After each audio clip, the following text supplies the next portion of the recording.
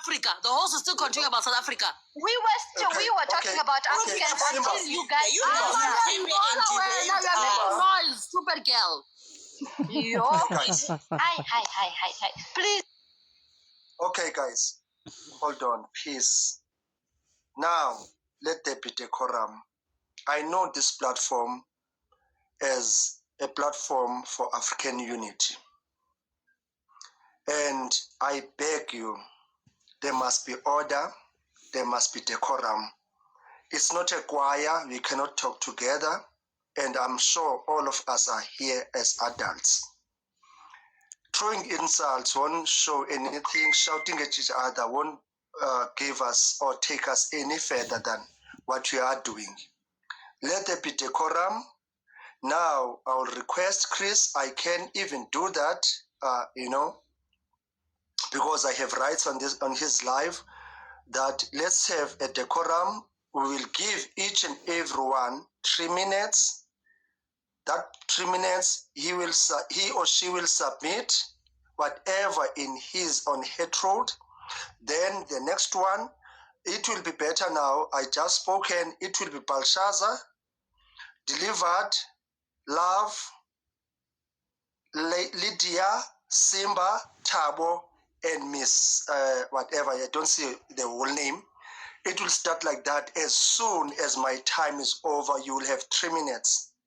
Now, my request, I do believe you are parents or adults. Let's show that humility of being adults.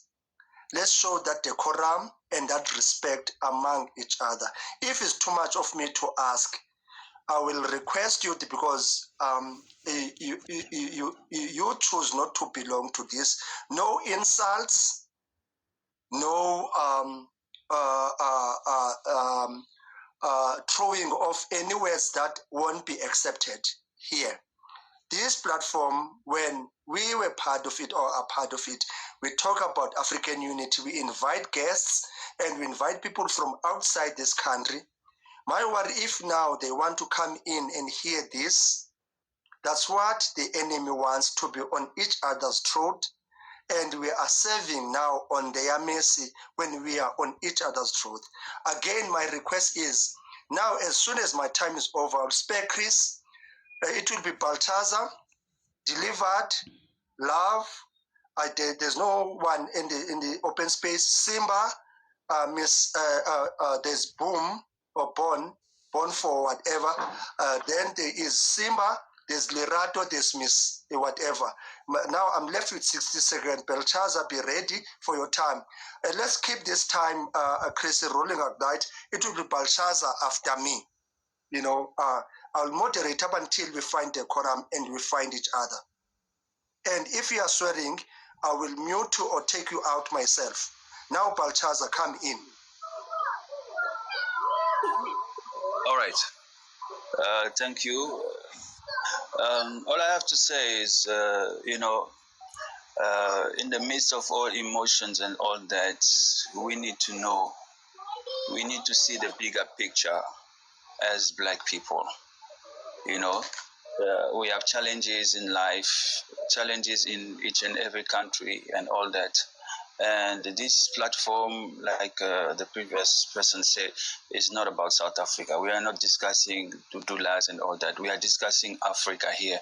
And we do have people who are talking here, who are participating. We are actually thinking and brainstorming the way forward to unity. Because as Black people from all over the world, we've seen that we are not so, I will say, powerful, when it comes to economy and even politics, all over the world, Black people are still at the bottom. Even those who think that because I'm a Congolese, I'm in Congo, I'm better than someone from Mali and all that. Those are small issues. We are here thinking, brainstorming about higher issues which should bring all Black people everywhere in the world to be respected. It's not about a country, it's about Africa and beyond Africa. There are people from Jamaica, Haiti, the diaspora of Africans in other continents. They are listening to us. Please, let's not bring it to be a South African issue. whatever issue that we have in South Africa, there we are outside. We don't want to get into that. We're just saying, as African, we stand for all our African or our black brothers, be it in Haiti, in South Africa, wherever it is, we stand with them. Because I remember when Zimbabwe kicked out the whiteys, Europeans have to give them sanction. Why did they give them sanction? Because they see them as their brothers. Even today, if in SA or in Botswana or Zimbabwe, Mozambique, if you touch the white people, you will see white people from Europe or America stand, because they're standing for their brothers. So you are the one, or we are the one killing unaliving our own brothers. You know, that issue is painful to see as an African myself. It's not about borders. It's about what we share, all of us. What do we share when there were no borders, you know, or when you go out, when you go to another country or continent, they will see you as African. The American, black Americans, you know, they put this thing of African American because they know you from Africans. We cannot really be expected to treat with kid gloves people who have undermined our immigration laws by being present in the country. You know, their very existence in this country as undocumented migrants is a middle finger to our immigration laws. You know, they're saying we are rejecting your legal framework and we're going to do whatever we want.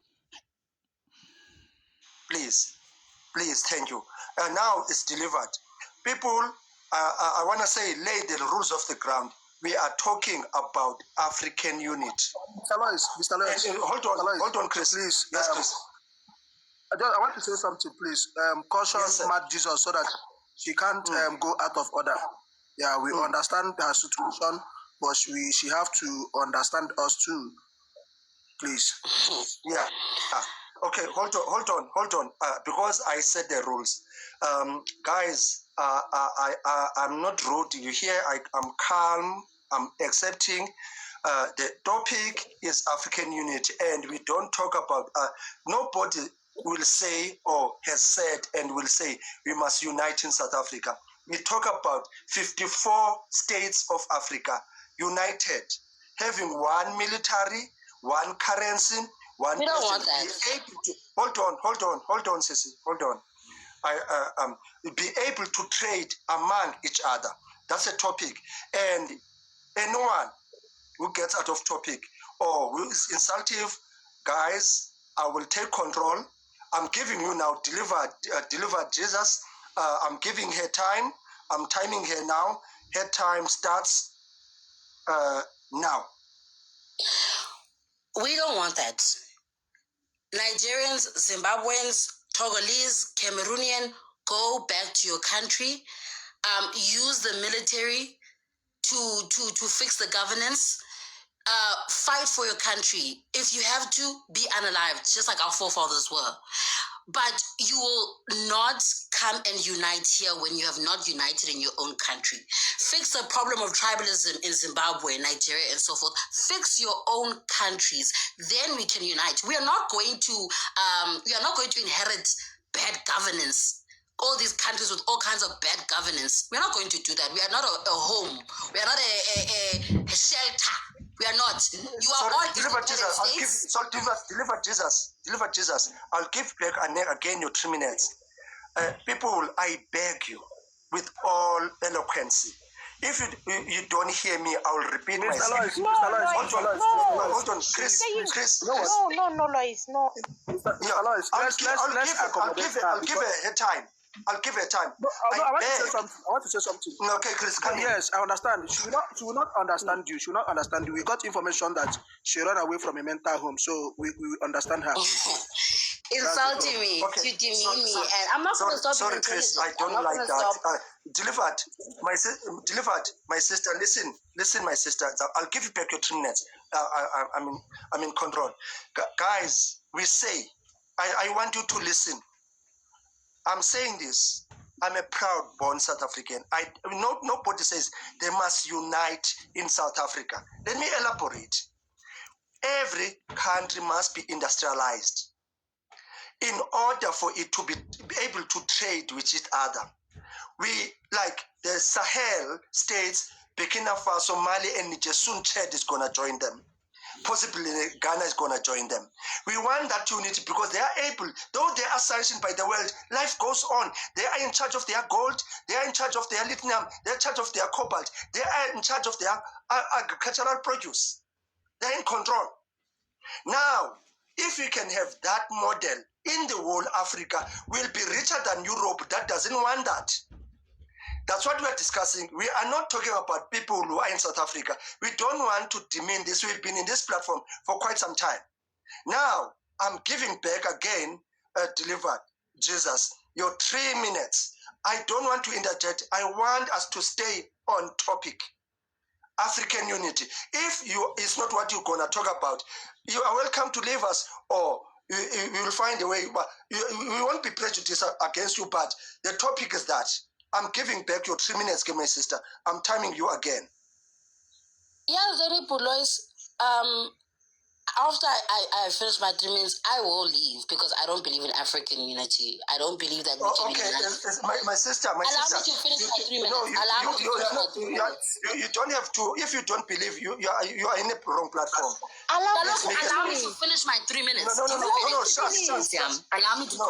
me to submit. Please. Allow me to complete my 3 minutes. Don't believe. You can't. Because what allow me to finish my 3 minutes. You don't believe in African unity. No, if you don't believe, Chris, if she doesn't believe in African unity, she is in the wrong platform. She must go to people who believe in what he's going to talk about. Okay, now we are on love. We are on love. But, Mr. Lois, when you hear that name, delivering Jesus, which Jesus is he delivering? You're supposed to know it's a mad person. Okay. Thank you, Mr. Lois, and thank you very much. When I came again, if somebody doesn't hear me, okay, Chris, hold the love. I'm going to give you a time now. If somebody doesn't hear what I'm saying, we are talking about African unity. If you want to talk about that now, you are on the wrong platform. You are welcome to leave, or we're going to remove you. That's a thing. That's the thing. We're talking about African. We don't not talk about South Africa. African unity, not uniting in South Africa. Let me elaborate. African unity. If it's not what you want, you are on a wrong platform. Go to the platform of the people who are gonna talk what you wanna talk. Now we are on love. Wait. Now I'm giving love her time. Love. I'm going to give you your time, your 3 minutes to submit. Thank you, sir. Thank you very much. Finally, we are having a platform where we can talk about what we need to deliberate on as Africans in Africa. We are not just constricted to one country. South Africa is not the entire continent. We are all Africans here at the end of the day. The only reason I came here when I put Lois in the morning was so that we can deliberate on that.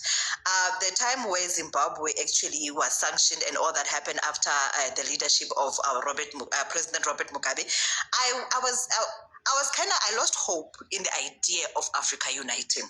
I really saw for how Africa was before the colonizers settled here. I've been longing for that combination, for that trajectory, for us to go back to that. But it pains me that we are here deliberating on the fractions that were created by people who don't even have our best interest at heart. You understand what I'm saying? So, of course, our sisters and brothers, when we came here in the morning, we were talking about uniting Africa. I don't know how it got to South Africa because that was neither here nor there for us. But then at least now we have the example of Burkina Faso. Then we can start there and see how then they can, because the problem of Africa began. Sorry, but Fazil, can you please close your mic? The problem of Africa began in 1844. It is a shame as Black people under the sun to be foreigners in our continent and to be foreigners everywhere else. Where do we belong then?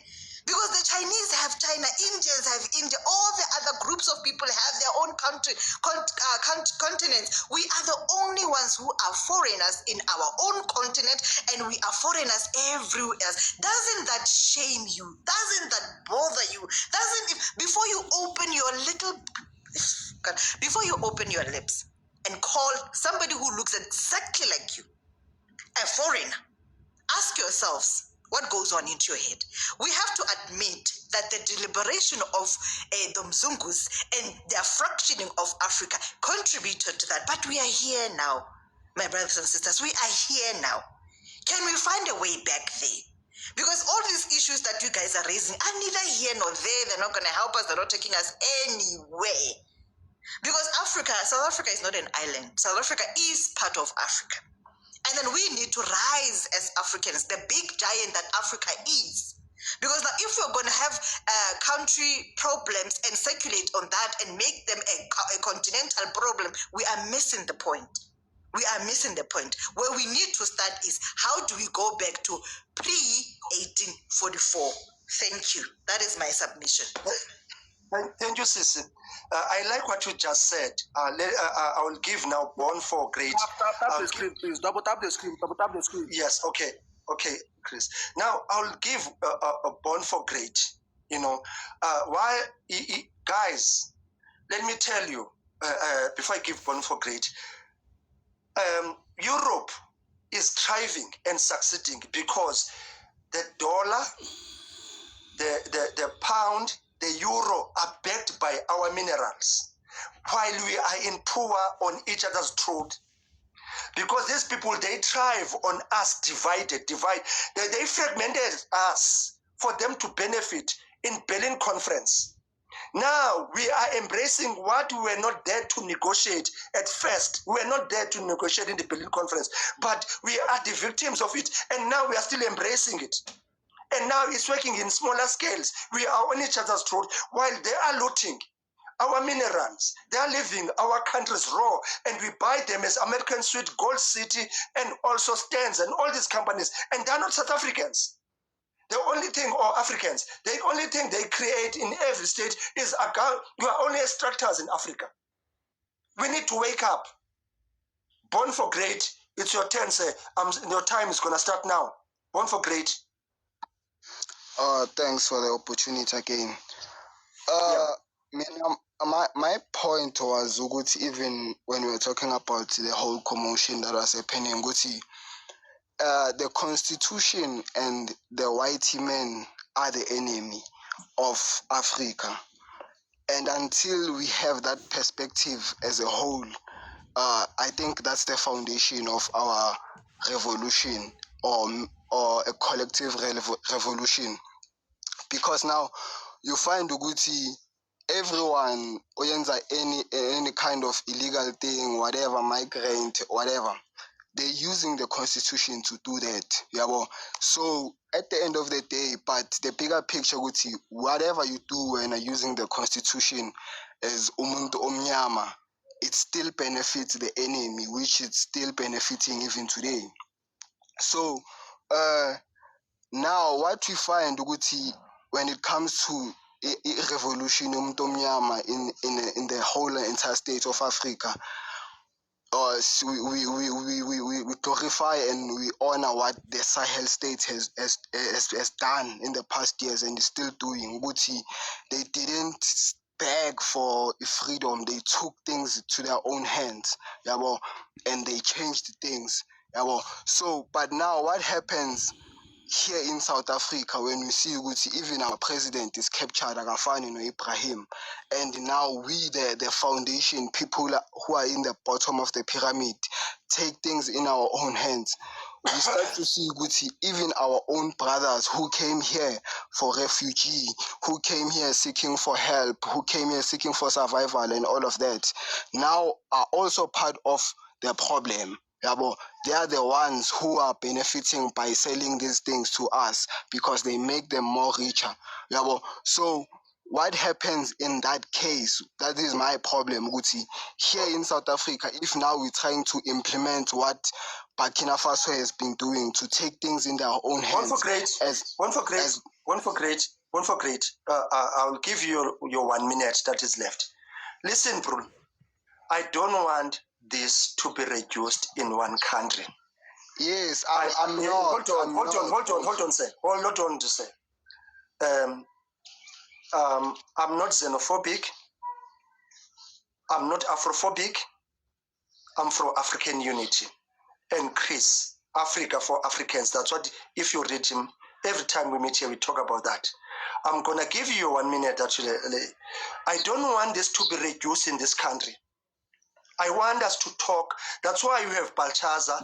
We normally have guys from Ghana here, Zimbabwe, Kenya. This platform normally gets all those people. I was about to invite them, but that's why I want to calm this before I invite them, because I don't want Nori from Burkina Faso to come here and there's this thing. I don't want the guy from Kenya that we normally invite here. The guy, Belshazzar is already here, and the guy from Liberia. We normally have them in this platform. Now I'm giving you your 1 minute back. Please stay on course. I don't want to talk about people who come and open spazas in South Africa and all these things. I'm talking about African unity. Yes. I'm also for African. Listen, Born for Greatness. I want us to talk about how can we, as SADC and AU, can unite in order to defeat the imperialists. Yes, I think because you think you're imposing your opinion upon mine. My point is there is no way. I'm giving you 1 minute, sir. Can I? Okay. Can I finish then? Yeah, my point is, Uguti, there is no way we can have an immediate revolutionary. It starts by country, individual by individual.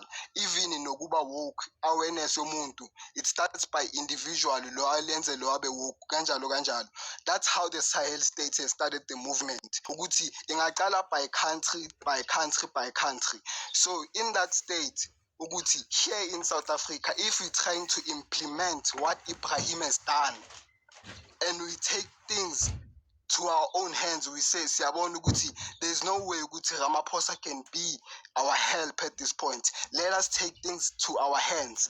What happens ukuthi we start to see, recognize ukuthi even now our own Nigerian brothers have become our own enemies. That's my point. So what do we then do? Your time is up.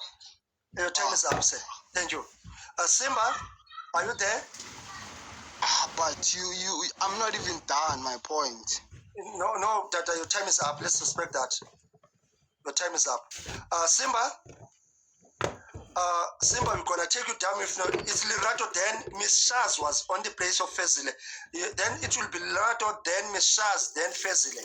I'm taking Simba down because we need to put somebody on that space because he is not on that, yeah. What's happened now? I'm going to give Lerato, and then after her, it will be Miss Shaz, then Fezile. Guys, the topic is African unity. Yes, it's African unity, and I want to state it categorically. Those who think that I'm a foreigner, I'm Loyiso Ndika, Ndigumgebe, Ndigumxhosa, Ngokugatyana eshiqini. Sister Lerato, your time is on. Thank you, Putlois. Thank you, Chris, the host and the panel. I think with my opinion, Lois, I think we need to unite as Africa. The reason why I'm saying this is that there is no way as a small country with a small GDP that you are going to now go and fight the Western powers and think that you are going to win. The reason why we are saying this is that we've also seen how not only Burkina Faso but Niger and Mali have decided to unite in order for them to fight the Western powers. Now, if you look at, or someone saying that when we're calling for African unity, it means that people must, we're saying that people must come to a specific country. It does not make sense because the population of Africa, it's a 1.5 billion population right now in 2025. it's already projected that by 2050, Africa is going to be a 2.5 billion population. There is no way, physically it is impossible, that everyone from Africa is going to go into one specific country and unite in that specific country. So we need to, when we talk about things, when we're calling for African unity, we are not saying that people must all migrate to one specific country. It is physically impossible. It can never happen because Africa is a big landmass and people are going to stay where they are.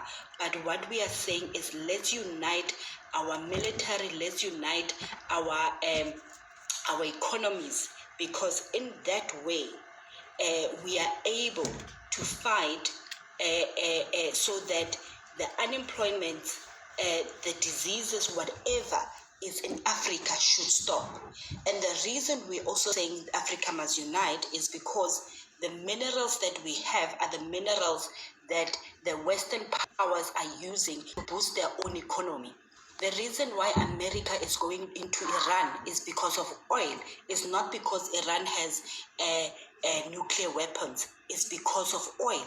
They want to take oil to make their countries better. That is why they are doing that. Now, with regards to migration, Africa, all countries in the world have signed the United Nations laws that puts human rights first. It is not about putting one specific country or one specific nation first. It's about putting human rights, so that even if I, as a South African, go to Congo because of whatever reason, I need to be taken as a human. Your time is up, and we're gonna do another round. I just wanna calm everybody. Miss Shaz, it's your time, Sissy. Your time is now. I'm gonna time you, give you your 3 minutes. You can now start. Thank you, Lois. As you said that you're giving me 3 minutes, please don't interfere me when I'm speaking, because I'm going to speak my mind, not your mind. Please don't interfere me, because it's my mind. When I'm saying something that I disagree with you, it doesn't mean that it's wrong. No, it's how I see it. It's my perspective. Guys, I don't see... No, it's within the African Unity. No. Don't interfere. Then you interfered. Now you took 2 minutes of my time or 1 minute of my time, then you interfered me. No, you interfered me. So you're gonna take, okay, we should just let you speak then, because you've been speaking 10 minutes of our time, you speak. So let us speak our mind, Lois. Okay, for me, I don't see Africa uniting, because we have to fix our country first. In order for us to see Africa being united, we must fix our country first. And first of all, guys, why this topic comes up after we as a South African want to send foreigners home. Guys, now I'm not going to sugarcoat it or whatever. If it was your country, Lois, we're not sure that you're South African. You can sound like South African. I'm not insulting you. Let's say you're from Zimbabwe or you're from Malawi or whatever that it is. You see illegal immigrant for 3 million people and they're not paying tax. 3 million. For sure, 90% of illegal immigrant here, they're not paying tax. They don't have even papers. They're not paying tax. And when it comes to, do you know that South Africa is number 2 in the whole world when it comes to unemployment rate? Unemployment rate. And South Africa wasn't like that. Why?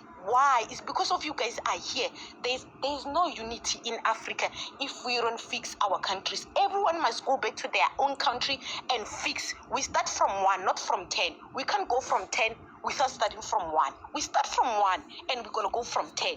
We go back to our countries and fix our countries, then we unite for Africa to be one. No, guys, South Africa is not for everyone. We're not going to sugarcoat it. We're doing this for our kids. Our grandparents fought for us. They are died now because they fought for their grandchildren for us. In order for us to do it, we must all unite as South Africans and do that. We're not saying that we hate other people. Kenya, for example, they're uniting right now. Youth, they're uniting right now. They're fighting for their right. Why is it so difficult for Nigerians, for example, or for Zimbabweans to go back to their country and fix their own countries? Same as Trump. When Trump was the president of America, he changed a lot of things. He deported a lot of illegal immigrants. Why? Because they're not there with good papers. So why is it so difficult for us to do that? When we're doing that, you call us xenophobic. When unemployment rate is number 2 in South Africa, then you're going to say that we are xenophobic, guys? No, this is wrong. We, guys, there's no unity here in Africa if we don't fix our own country first. Thank you, Sisi. Again, I want to reiterate this. Mr. Lois, please. Let me say something, Mr. Lois, please. Okay, so. Maybe, I don't blame anybody's talking or something. I see that our people need help, right? Because we can't just push them to the corner without letting them understand. I think maybe the question should go to them is, what did they understand by African unity? Maybe they didn't understand it. Understand? Because if you watch what this man says, right? Yeah, if you watch, Africa is here. Let them explain in their own understanding. Let's not rush them. Let them explain in their own understanding, because most of the time when you hear them come up to the panel, they tell you one thing: Africans cannot come to South Africa to unite. Understand? Africans cannot use South African resources to unite. Everybody cannot just keep on moving to. So I believe there is misunderstanding somewhere. So let's allow them to say what they understand by African unity. Thank you. Okay, hold on. Let me finish this panel, because I'll go to Fezile, then One Africa. Let me finish this timing. But I want to state this, guys. Nobody, I say it again, whether you can insult me, ndingumXhosa, ndizalelwe kuGatyana, ndizalwa ngabantu ababini abatshatileyo, uNontombi Jaco noMzimkhulu Ndika. You can insult me whatever you call me. I was born, raised nesiduko, ndingumGebe, ngoba umdudumo ungale kungutya umkhasela. Ziziduko zami ezo. Ungazitshekisha zeza lapha Eastern Cape, eMkanduli. Now, let me just say this with all eloquence. Nobody says African unity must happen to South Africa. First of all, let's state it categorically. We cannot be discussing the failures of the ruling party in this panel.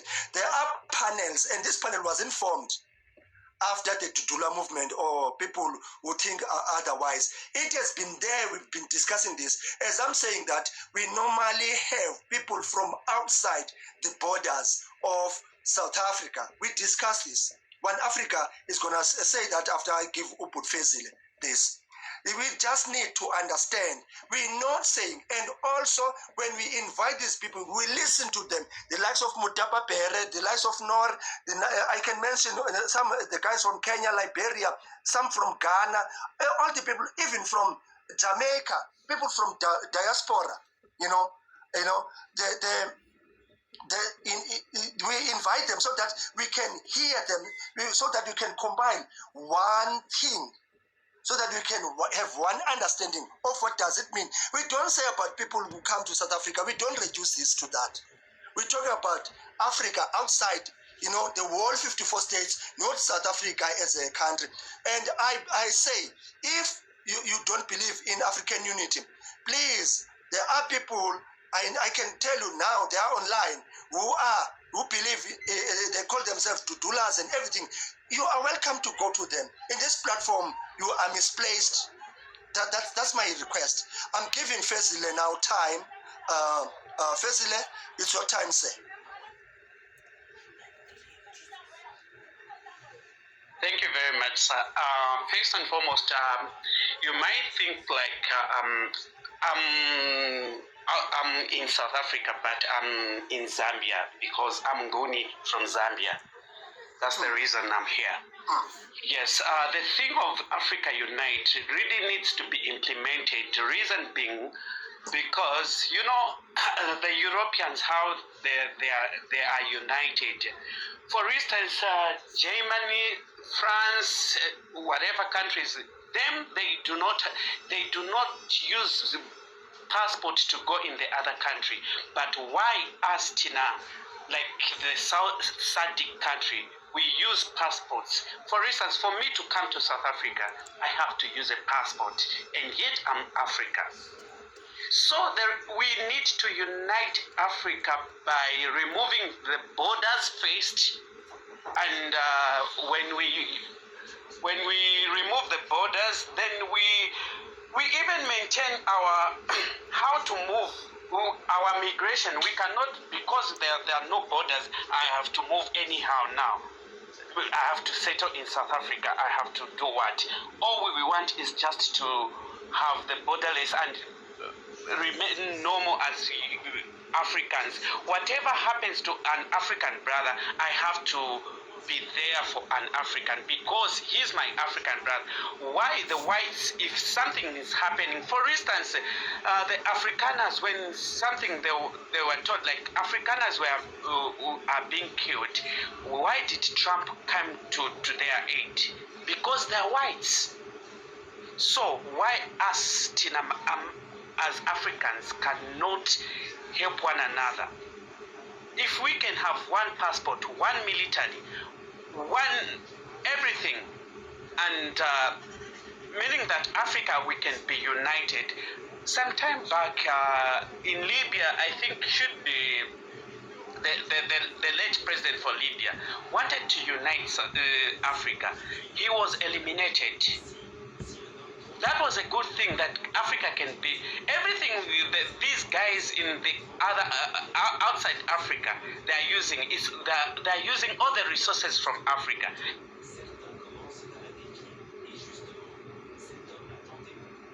Still there, Fezile?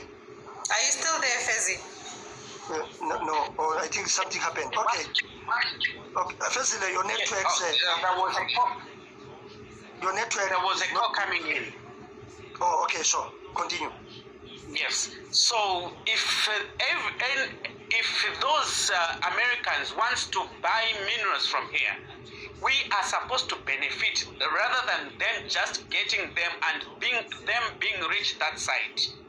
We are not benefiting anything.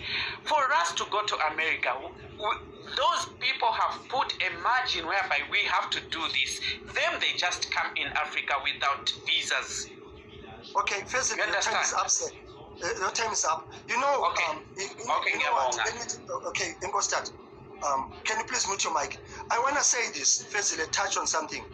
Europe. In Europe, there are no borders, but they are not flogged. They are not in Germany. Or let's say, the place that we always think about. They are not all in Switzerland. They are not all in France. They stay in their countries. You can take a bullet train, eat lunch there, supper there, and everything. No, it's borderless. And they have a euro. And they are thriving because of our own resources as Africa. You know, now I'm going to give to One Africa. My brother, your time is up. I'm timing you 3 minutes also. Then I will start now. One Africa. Good afternoon, guys. Good afternoon.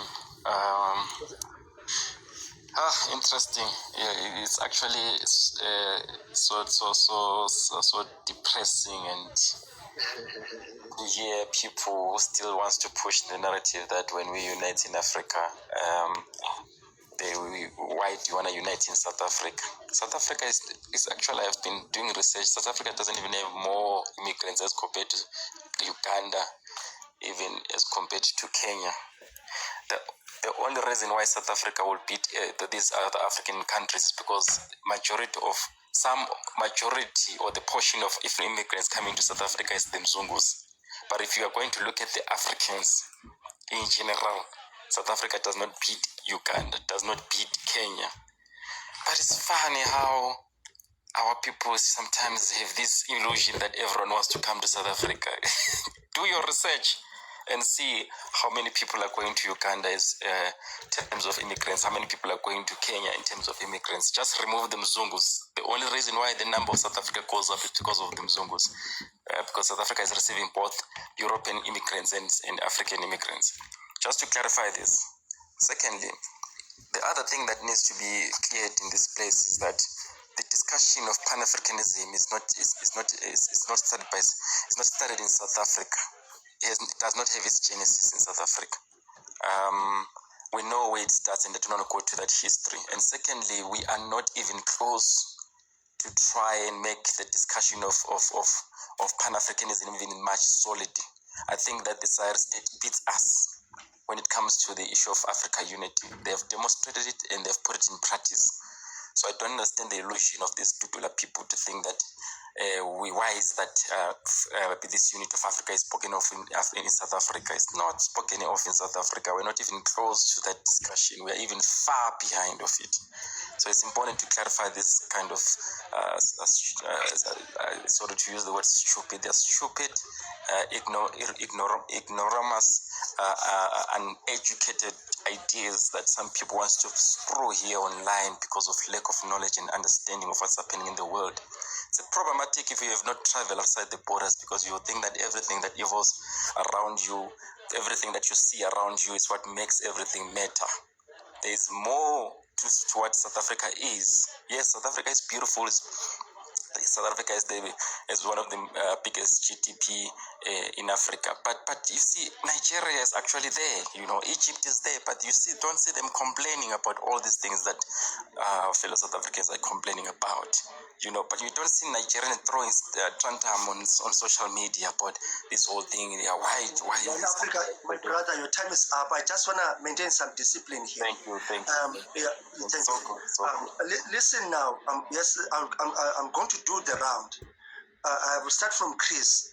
I want everybody, I'll give you now at least 3 minutes. What is your understanding? Please stay with the, and guys, 2 things. I'll be robust.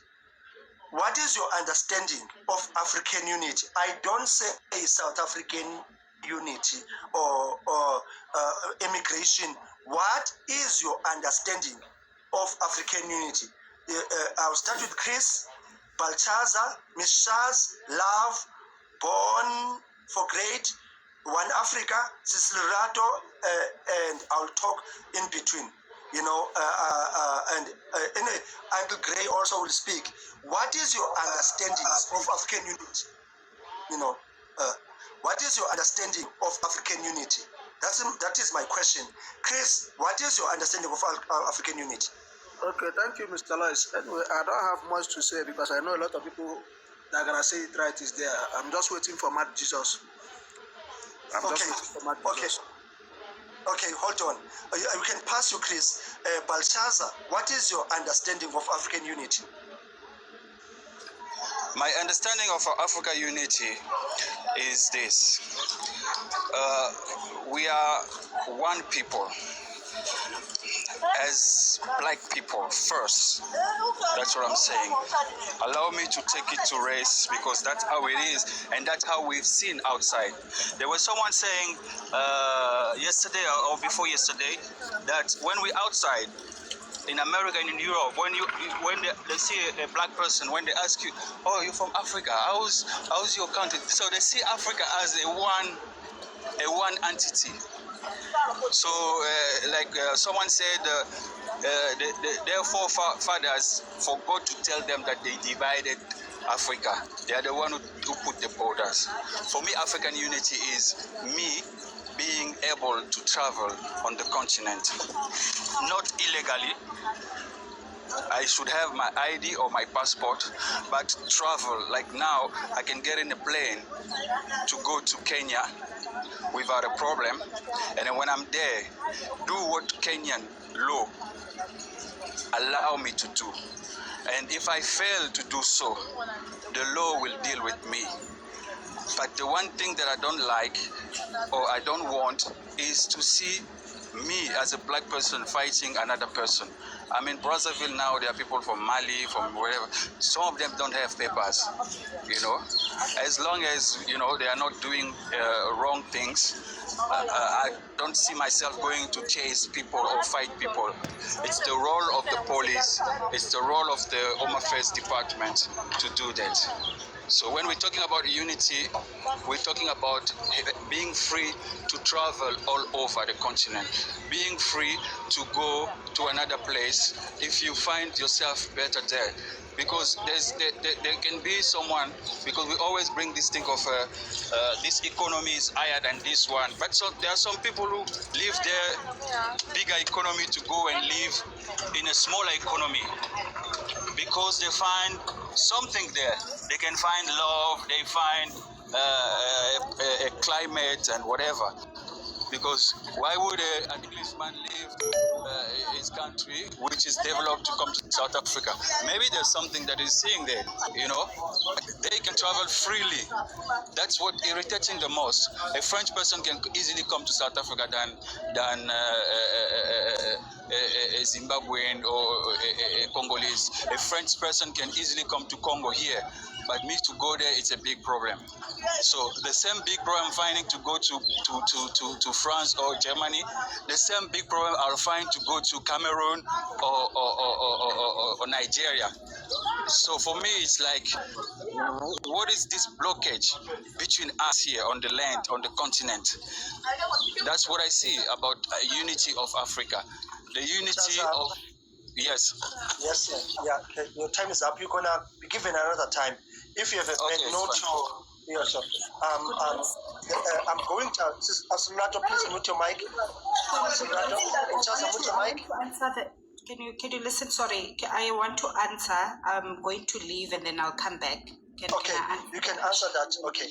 Thank you. Thank you. I'll give you 3 minutes now. Okay, Sis Lumka, go on. Thank you, Budlois. So my understanding of African unity, Budlois, is that it is embedded in Pan-Africanism, and Pan-Africanism started in the 1950s. It did not start in South Africa. So we need to get our facts right sometimes when we speak about certain ideologies. So people must go maybe research when we're speaking about those ideologies of Africa. So my other understanding, again, to Balthazar's point, every other race in the world has put, and remember, race is not a construct that we Africans came up with. Africa was actually the cradle of humanity. If we have to go back, even Jesus Christ, right, the birth of Jesus Christ, Africa was the cradle. There was no such a thing as a race in the world. And obviously these people came here, they colonized, and then they started putting people according to race. But now in this modern world, you can see those races are united more than us Black people. They have used a lot of institutions to divide us as African people. They have used religion to divide us. They have used tribes to divide us. They have used languages, not languages, but they have used a lot of things for us to divide us. Sorry? Yeah. They use borders. Yeah. They use borders to divide us. Thank you, African. So all of these things have been used to divide us. And then what we are saying from an African unity perspective is that we must first, before anything else, I must see myself as an African. Before I see myself as a Christian or a Muslim, before I see myself as a Zulu or a Pedi person, as an example. So that is why you will see Donald Trump taking white South Africans, because they do not care whether that white person is a South African, Afrikaner. He doesn't have any relation. As long as he sees them as white people, that is what he is going to prioritize. So that is what African unity is about. And then we also talk about uniting through the economy of the world. How do we unite our economies so that we can grow our countries, all of us, so that we are able to all benefit from the minerals that are needed throughout the world, like the cobalt in the Congos. Thank you. Okay, thank you, Absolerato. Guys, I'm going to now Miss Shaz. What is your understanding of African unity? That is a question. Ms. Shaz. Okay, yes. In my own perspective, what I understand about African unity, in order for people to see us that we are united as a family, in our family, let's say for instance that in our family we are 4. In order for the outsiders to see that we are united, we must first get along. So we as a people, before we can unite as a country, we need to unite in our country first. For example, here is Zimbabwe. It's all over the world. Some in South Africa, some USA. They are not united. So how will we build, or how will we unite as Africans if those people, they are not united first at their own country? So this thing, it must start home in order for us. There is no way that Zimbabwe, South African, and Malawian can be united, well, whereby they are all over the world. They are not united. They must first be united and fight Munagwagwa there back at home. We as a people, we must unite first as a South African. Just like back in apartheid, South Africans were united. So what I understand about Africans is that we as a South African, we united to fight apartheid. Same as what Zimbabwe. do you mean by Africa united? Not South Africa united. I'm speaking my mind. I'm speaking my mind. Yeah, I'm speaking my mind. So same as Nigerians. There's a lot of Nigerians all over the world because they're not united. How will we be united, guys? It must start by Nigerians. They must unite there in Nigeria and fight for their own country in order for them to unite as a African, right? So in order for us to unite, let's start at home, guys. We must start at home. South African, they fought for apartheid. There were no foreigners back then. So now that we are okay, everybody wants to come in. No, guys. My sister, this is why you fail your grade 12. I'm telling you. This is why you fail your grade 12. Guys, how are we okay? We have 13 million people living in poverty, suffering. We are not. Don't know what. I'm starting to believe. It's perfect. We are not perfect as South Africans. Sorry to jump in, guys. I'm so sorry.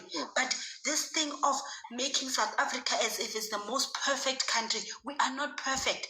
We have the highest unemployment rate in the world. We have the most highest crime in the world. We are not even at war. Countries that are at war are not unaliving people as many people are being unalived in South Africa. We are not perfect. We must face that reality. And we must also, when we're saying define what you understand about African unity, you did not define that. That was not a definition. You know, Sis Lumga, I wanted to come, sorry to interject everybody. It's gonna be love lives now, and then welcome Sis Lumga, welcome my sister. You know what, guys, I say this platform was built to talk about African unity. You cannot be xenophobic in this platform. If you want to reduce it to South Africa, there are platforms for people like that who will be accommodative to xenophobia, Afrophobia. We are not about that. The question now is, that was raised by Chris, what is your, now I won't time anybody because now I believe in this panel, and if you go beyond what I say, you reduce to South Africa, we will feel compelled to take you down and then we won't accept you anymore. What is your understanding of African unity? That is a question. Now, I won't time anybody, it's open now, but we'll be disciplined. I'm giving it to Love Lives. Love Lives, it's your time. I won't time you. Lovely. Okay, it's... guys, keep it. It's Lovely here. Sorry. Love, wait. Before you continue, guys, we have a lot of requests. Is it possible that we maybe find a spot where we can be able to Mr. Lois, listen. What I'm gonna do is that anybody that finished talking now, we bring another person up. Anybody that finished talking, we bring them down, bring another person up. I don't know until it goes around. When the request finished, then we can bring back the main people on the panel. Okay, no problem. So I don't know if it's gonna be fine. No, but our normal panel. You have to keep One Africa Lois and Lumga. This is Lumga. Yes, those are the people. Yeah, but yeah. Okay, love lives. You know what? Please, if people are taking people down, Love Lives. I know many people don't know her, but it's one of the strongest Palestinians. Okay. Oh yes, it's fine. You know, Chris, what we can do, ne? We can change where I put Sanel. Angie Gray is part of us. It's part of us, but he can be coming up. He's part of us. Then also, and Born for Greatness as well. We can change those three. Yeah, those three. Okay, that's no problem. Okay. Angie Gray, you're part of us. Sorry, my leader. You just gonna be coming up, ne? You will see. You know the worst part of it. You will see a sister do makeup. You think this person will have something to offer. When they come here, you find out they are with makeup without brain. Man. We'll listen, and whoever is not in topic, we'll take him or her down with no compromise. Now it's time for Love Lives. Love Lives, we won't time you. Guys are walking in the wind. If I'm noisy, One Africa, please moderate. I will just listen on my earphones, but I'm just trying to get something to eat. Okay, no stress, my leader. Sure.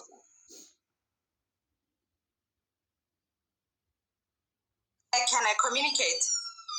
Yes, ma'am, it's your time. It's your time. Okay, thank you. I was trying to be respectful for the panel. Hey, I'm starting to regret why I didn't come up after Sis Lerato. Because then when other people actually come up, they kind of derail what you want to say, because we're all here trying to deliberate on how we unite Africa. And if that is not their mantra, if that is not their mission, then it's fine. We understand. I don't go to the platform because it's way too toxic for my psyche, and I love myself too much, right? This panel did not start because of Dudula. Let me just answer you there, my dear sister. It did not start because of Dudula. It is the spirit behind the panel or this platform is Pan-Africanism. So we were derailed as Black people at some point in time, and we're trying to get there. Now, my understanding of African unity is the fact that we need to build down the borders, right? We need to have one currency that speaks to the minerals or the resources of that country. South Africa is very big, and Africa is rich. It's one of the richest continents under the sun. So now, it is a shame that Africans are not benefiting from its own economy, that somebody can come in who is not even African and deliberate or start to weigh the capacity of your economy according to the rent of their own country. In South Africa per se, rand is our currency, right? But everything else, our resources are not weighed in rands. It is weighed in a foreigner's resources. I mean, it's weighed in the foreigners in a foreigner's currency. Our gold is not sold in rands, it's sold in dollars. Our minerals are not sold, and our resources is not sold in rands, it's sold in. So it means that whoever has established their currency in our own country is the one benefiting, because they get to reap us of that. So it means that that is why rand is not going up, because rand is not the one that controls or weighs our gold and our resources. It's the same everywhere else. So now, if we can peel the borders, we have one currency. We'll be able to weigh what we have based on the currency of our own continent, meaning that whatever that leaves our continent will increase our own continent. It means that 80% of our bank revenue does not go and support Europe, does not go and support France, does not go and support America. It does not go and support all that is outside of our own continent, but it goes and brings wealth for the Africans. So that's where we need to begin when we want to have Africa unity. Because if we have those ones peeled out, we have our own economy, we weigh our own resources in a currency that benefits our country, then that's when now Africa will regain its strength, and Africa will be able to feed itself before it goes and enriches other people who are not Africans.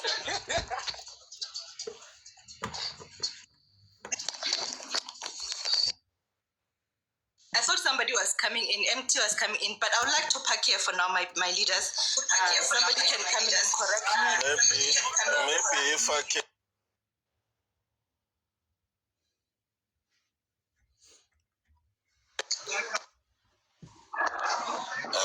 It's muted. One Africa, can you moderate? I don't know if I can contribute and go down. Okay. Where you can invite us. Invite. Invite I when emptying was Australia guy when you must wait to waste for time. I don't know if I can contribute and go down. Hello, Anna. No problem. You can say what you want to say. All right. Thank you so much. So I wanted to first of all highlight 2 points. Point number one that I want to make is we have our African leaders whom we call presidents. But if you look at the geographical size of African countries compared to the United States, I think our presidents are the equivalent of governors in the United States of America. So when you think of a conflict between one African country... Guys, please stop the script, guys, stop the script. If you think of a conflict between one African country versus America, that is an unequaled war, and a war that you cannot even begin to talk about. So we have a situation whereby one country is fighting against a continent. Yet you expect that country can even have the slightest voice or opinion on how things should be done. So we have a situation whereby Africans, for instance, right now, we are only comfortable with the situation whereby we consider ourselves as independent countries and we do not need anyone. But if ever a conflict is to arise, that's when people will realize that there is power in numbers. That's when those who are busy saying to Dula they must go, they will realize that you actually need your African brothers in order for you to even have a voice. It is only God's mercy that right now we have not had a situation where the Americans have come to harvest or the Europeans have come to harvest Africa by force. They are still trying to follow the channels that they set up for us that we call democracy today. Those channels are meant to manipulate Africa in such a way that while people are busy fighting for spaza shops, the person who's mainly benefiting are the white people who came here. You find somebody crying about the number of illegal foreigners and what they are doing to the economy of South Africa. Yet they do not realize that over 70% of the South African economy in its own is in the hands of those particular people. You are only just fighting a very small margin of people who have got no bearing in your economy. So we have to find a situation whereby we unite our Africa, we be in a position to come up with one constitution and be able to say, us as Africans, this is our position. Osisi was talking earlier and she mentioned that we have the resources, but we have got absolutely no control over those resources because the situation that's there, the amount of money that is being paid for our resources is determined by those who control the US dollar. You will look at Ibrahim Traore, when he took power, he determined the price of the resources. France was manipulating and taking the majority of the money and deciding what prices they should be paid for those important minerals. But right now, Ibrahim Traore has decided how much their resources are worth. Those who want the natural resources can choose whether they pay the required price or not. It is up to them. If they do not want, they leave the resources. The resources will sit there and they will not rot. And Africa will remain with its wealth on the ground. But then the situation of us letting go of our resources for the sake of being able to eat a slice of pizza and think that everything is okay, that is not good at all. Sometimes for Africa to really find itself, we have to go through the pain of redefining ourselves, finding ourselves, and making sure that we all have one common goal. We all understand that we are better as a united people than we are divided. Because right now, the comfort of those who are busy saying Tutula is because there's no one who's attacking South Africa right now. But when South Africa is under attack, you find them rushing and coming to ask for assistance. They'll be begging for those that they were calling illegal foreigners to come and aid them in the fight against the enemy who will be attacking them. So it's unfortunate that right now they do not see that it's all rosy and merry and they're enjoying that. But until the time comes that you need to fight an enemy, and you find yourself on your own and everybody else sits and looks at you while you are being defeated, then you will learn that your brother is important in this continent. That is my submission. I think I've said enough for today, but a united Africa is very important at this stage because our small countries have absolutely no voice against these continental countries that have got mass populations and mass armies which are combined from their states that are equivalent to our countries. Thank you so much.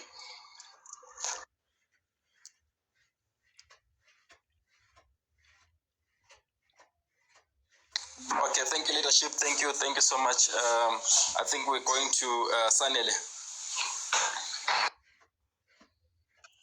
Thank you for the platform. I think the lady at the top should go first. Thank you very much. Thank you very much, Sanele, for giving me a platform.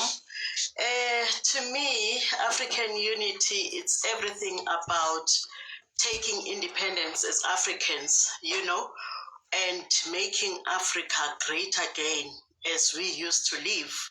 Because we are all aware that had it not been for 1884, 1885, we would be having one Africa right now, an Africa that is not fragmented the way it is currently.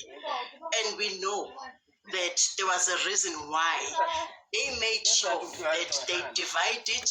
Not only do they divide it, someone is talking on the background.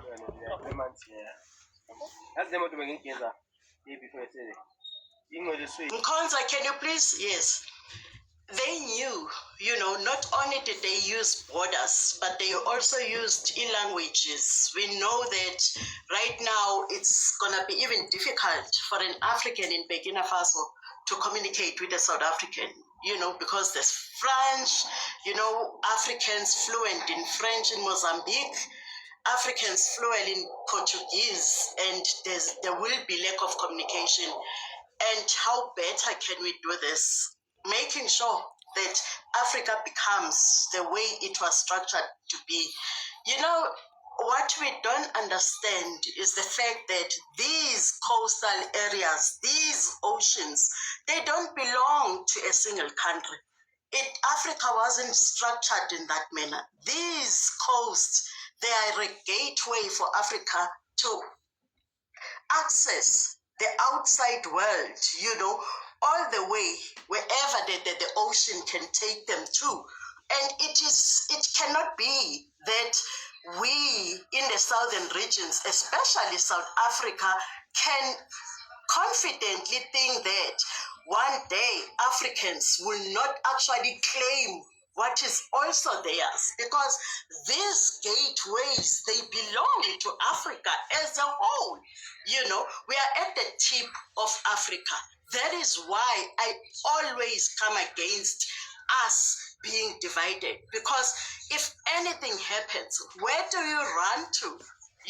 We are not equipped with ships. We are not equipped with anything. The coastal area, it's all that surrounds us. So, you will have to then go back and run to your neighboring countries.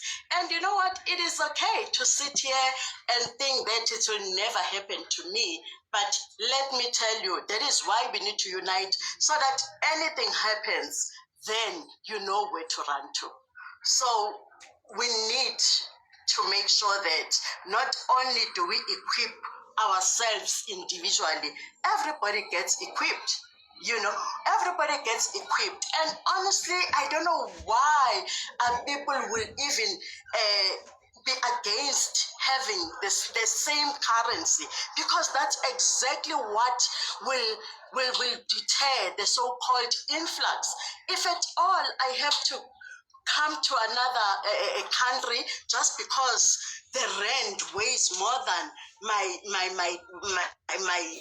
currency, you know, there's nothing that will actually encourage someone who's in Senegal with those beautiful beaches as well as we have, you know, beautiful coastal area in South Africa, who will want to come to South Africa. They will stay there because they will get the same value.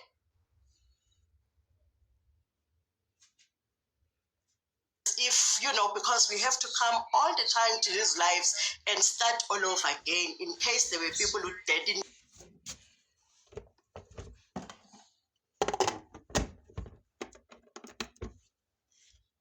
A black person, but there's a European who will be coming straight from Europe with a UK passport, right?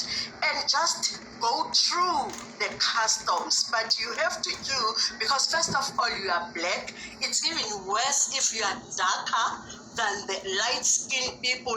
They will keep you there, they will check, because they'll be thinking perhaps you don't have a passport because you are from Nigeria, just because of the color of your skin. And these are the logistics that we encounter. But people like you won't know, because it's a fact. You don't travel.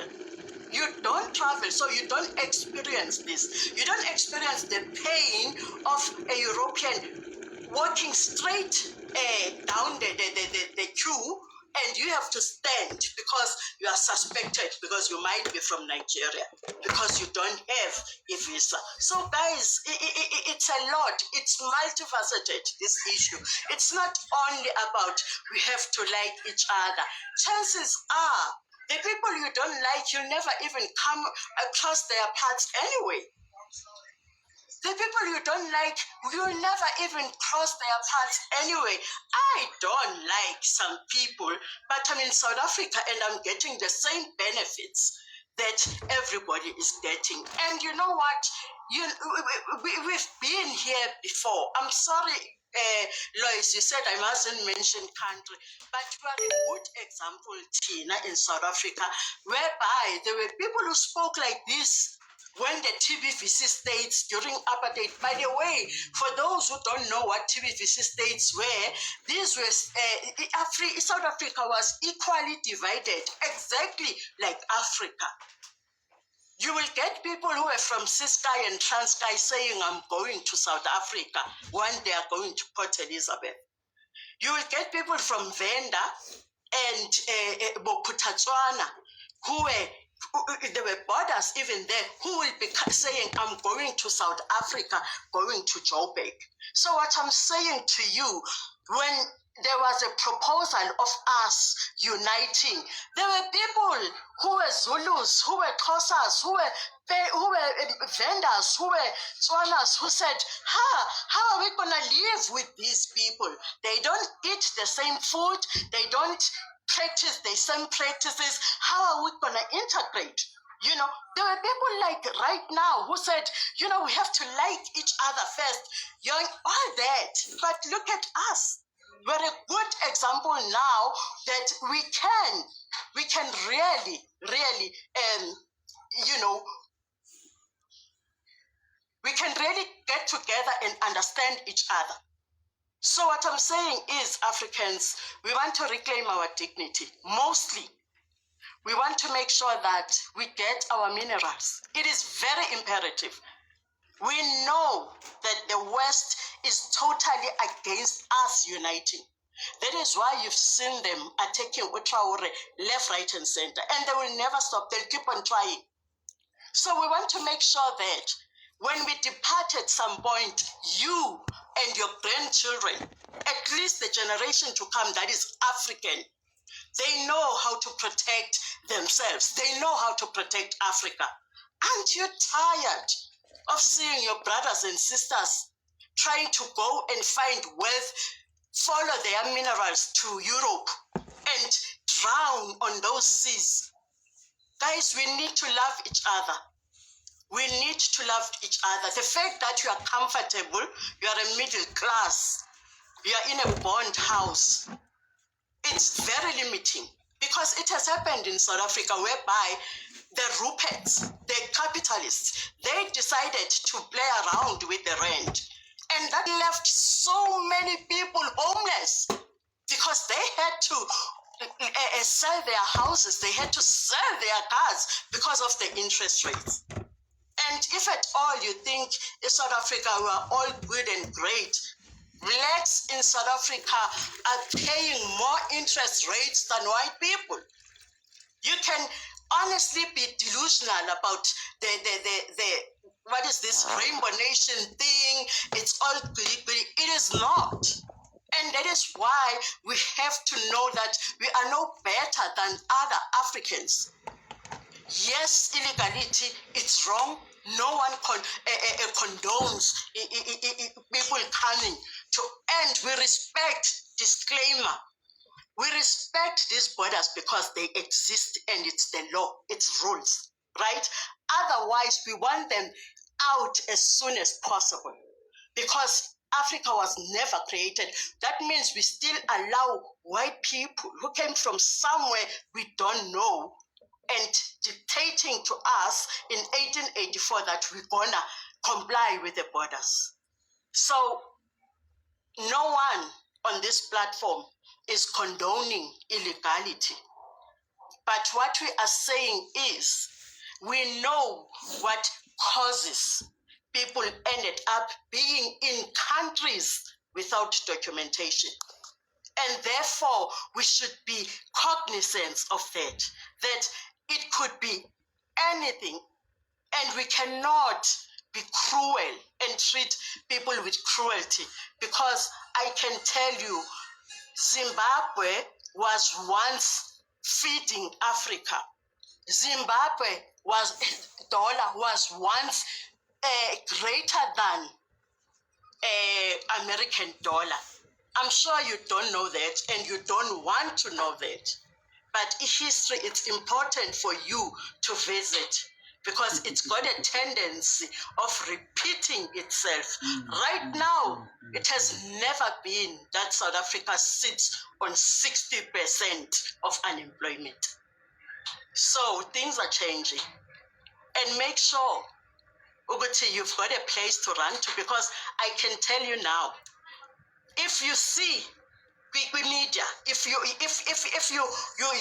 try to interlink a situation and know how to comprehend information, you would know that right now in the social media, like the 702s and everything, they are discussing and encouraging you to take passports and migrate. And if you don't know geopolitics, because you need to, before you come and be a rascal, you need to understand what's going on in the world. In the world right now, they are easing up their visa requirements. The Shanghai visa has been actually extended to European countries that didn't actually apply it. You know why? They want you, South Africans, to take e-passports and leave, because it's gonna be comfortable for them for you to go to obtain those and go elsewhere. It's been introduced, and there's one thing that is very predictable by these capitalists. They make sure that they use the media to spread the narrative. So if you don't know, there was that discussion of how it is outside. They were making it, beautifying it. Africans, you don't have to leave Africa. You've got minerals. All that we need to do is to unite and make sure that these minerals are catering for us and our children. And honestly, it's not about us, but it's about generation to come. So that's what African unity is for. Thank you.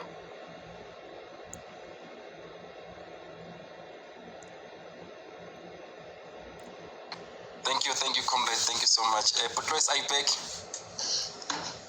I'm back, sir. I'm back. You can control the panel. I think let's go to proud African. Okay. Proud African, it's your time, sister.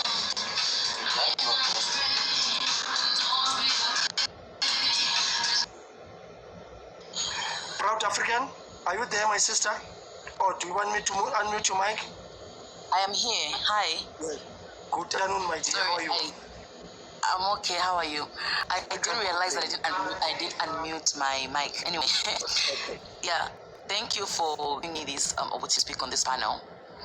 And I think I started requesting when I heard a sister that you took down, saying how, so I would like to start from there, saying how, oh, when we were fighting for apartheid, no one was there, we fought alone as South Africans. And you know, I find that very sad that someone will use their time to go and join a movement that is really headless in a sense. Because how would you say that when, I'm a Zambian, I live in Zambia, I've learned in Zambian history that our first president was literally helping and hiding the Mandelas of their move of their country. We were even sanctioned as Zambia. We faced economic sanctions because of that. You know, so it's very sad for someone to say, oh, when we're fighting alone, so all of you people don't come here, don't do that. I find that very sad, because as the people who were I would say the last to even get African liberation, they got a lot of help from a lot of African countries. A lot of Africans were helping them. Nigerians were in the forefront of fighting for them. I think even when Mandela was going, if I'm not mistaken, someone can correct me, for Mandela and the group to get arrested actually, and not because the apartheid government was pushing for them to be hanged. And the people that actually rallied against them, I said, okay, if you, instead of hanging these guys, we understand according to your laws as the apartheid government, you're saying that, as the colonial government, you're saying that these people are terrorists to you. Okay, at least don't hang them. You can just imprison them for life. And the people who were spearheading that, it was the Nigerian leaders. They're the ones who rallied behind the South Africans to make sure that those people do not get hanged. Because they wanted to hang them. Literally, they were saying these people are terrorists and they're causing division, so we must kill them. And they say, oh, sorry, not kill them. We must annihilate them. And the Nigerian leaders, they rallied against them. They fought for them until in the end, these talks were happening, I think, with the UN, the AU. Until in the end, this is how those guys ended up getting arrested. And then Mandela spent other 27 years with the whole group until when they were released and everything, you know, there was the whole turnaround. But for you to say, oh, we fought on our own, you're not here with us, so don't, I find that very sad.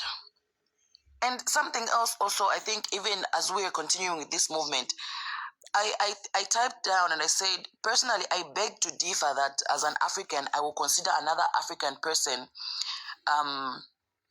illegal or the so-called undocumented on African soil. That also for me, it doesn't resonate, because as someone who is pushing for, every day as I walk, as I breathe, I'm pushing for African unity in every way, in every shape and form. That is one thing I've decided I will not recognize as an African person pushing for African unity. Because when you look at our leaders that were fighting for this Pan-African movement before us, before our time, that is exactly what that is exactly what they did. They were defying the laws of the land at the time. So you cannot uphold a law that you do not believe in and say, no, we're respecting this law now, because meaning we wouldn't have been free today, because apartheid was a law. It was a law that had to be ignored. It was a law that had to be defied for us to get where we are today. Separate but equal, it was a law that had to be defied, that had to be ignored for us to get where we are today. So if we are continuing that fight also as Africans, pushing for African unity and African liberation, these are some of the laws that we need to ignore, and some of the laws that we need to also not pay mind to, because they do not serve us. They are imprisoning us.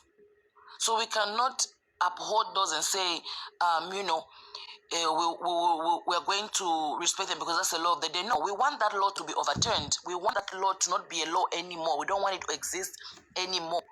And that is how even constitutions get changed. This is how laws get changed. But you, by saying we are going to uphold it and then also fight it, I don't see you. I don't see that as speaking a stand.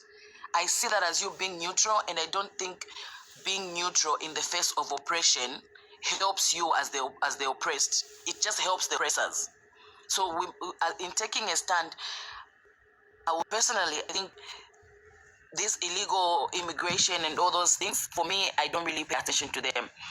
And I'm really glad that we're having these conversations here where you're dropping down the people that are coming down here to continue spewing the hate of division and all that.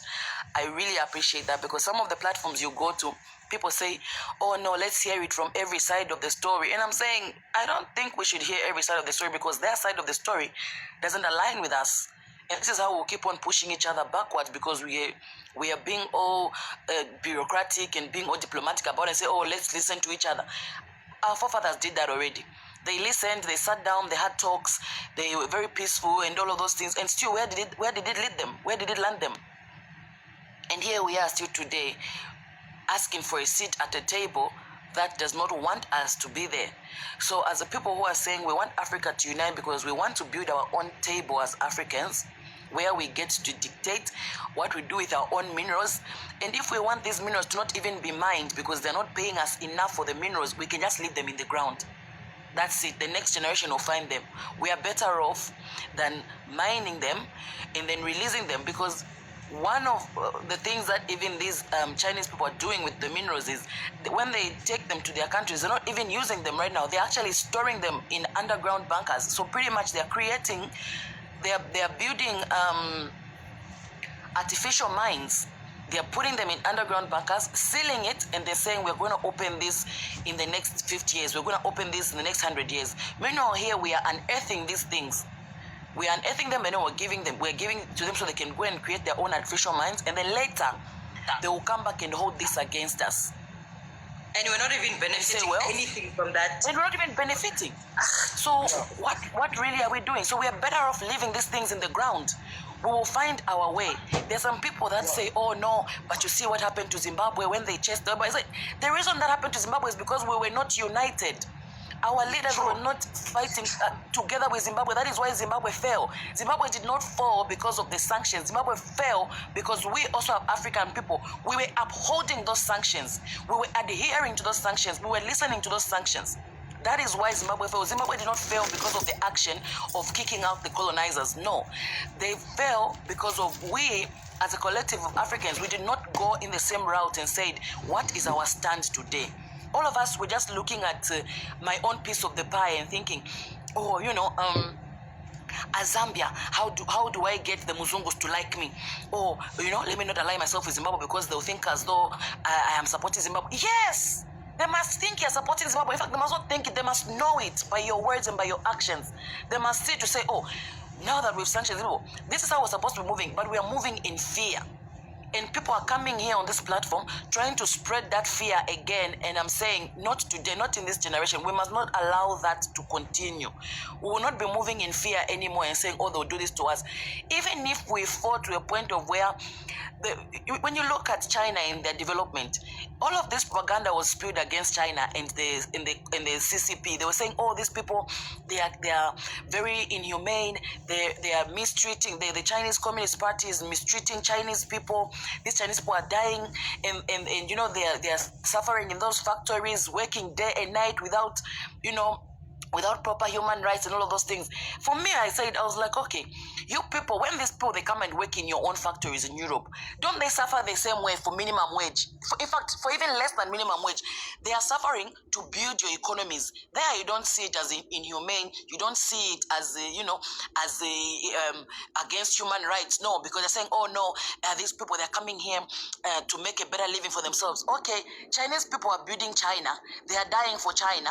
They are suffering in the factories of China for the benefit of China. All of a sudden, you want to start saying, oh, human rights. And I said, no. Even as African people, if it means that we must suffer here by ourselves and they will not give us anything, they will sanction us, they'll do what, we must suffer together as a collective and say, it's okay, we will build this place until we will build until we will grow. We've seen our friends like China. China was, 100 years ago, China was just like us, but look at them now. Because why? They realized I am better off working and fighting and dying on the ground and tilling the soils of China and working to build China than me working for minimum wage in Europe.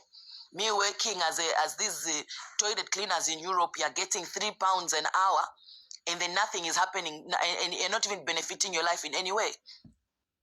You're only growing the economy because at the end of the day, that same £3 they're giving you, you're putting it back into their system, because it's not even enough for you to even make a lifetime change in your country.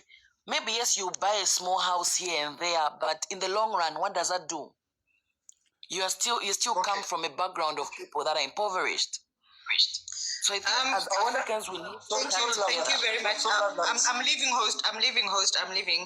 I just want to say thank you, host. Thank you, moderators. Thank you, everybody here, for accommodating people like us who have the same mindset. For me personally, I've been scouting TikTok and looking for a safe haven, and I'm glad that I actually found it, because I was starting to believe that everybody's talking about the same nonsense. So if the house would like to adopt me, please, I'm adaptable. Yeah, I'm adaptable, but I would like to leave now. I just want to ask you one question before you leave.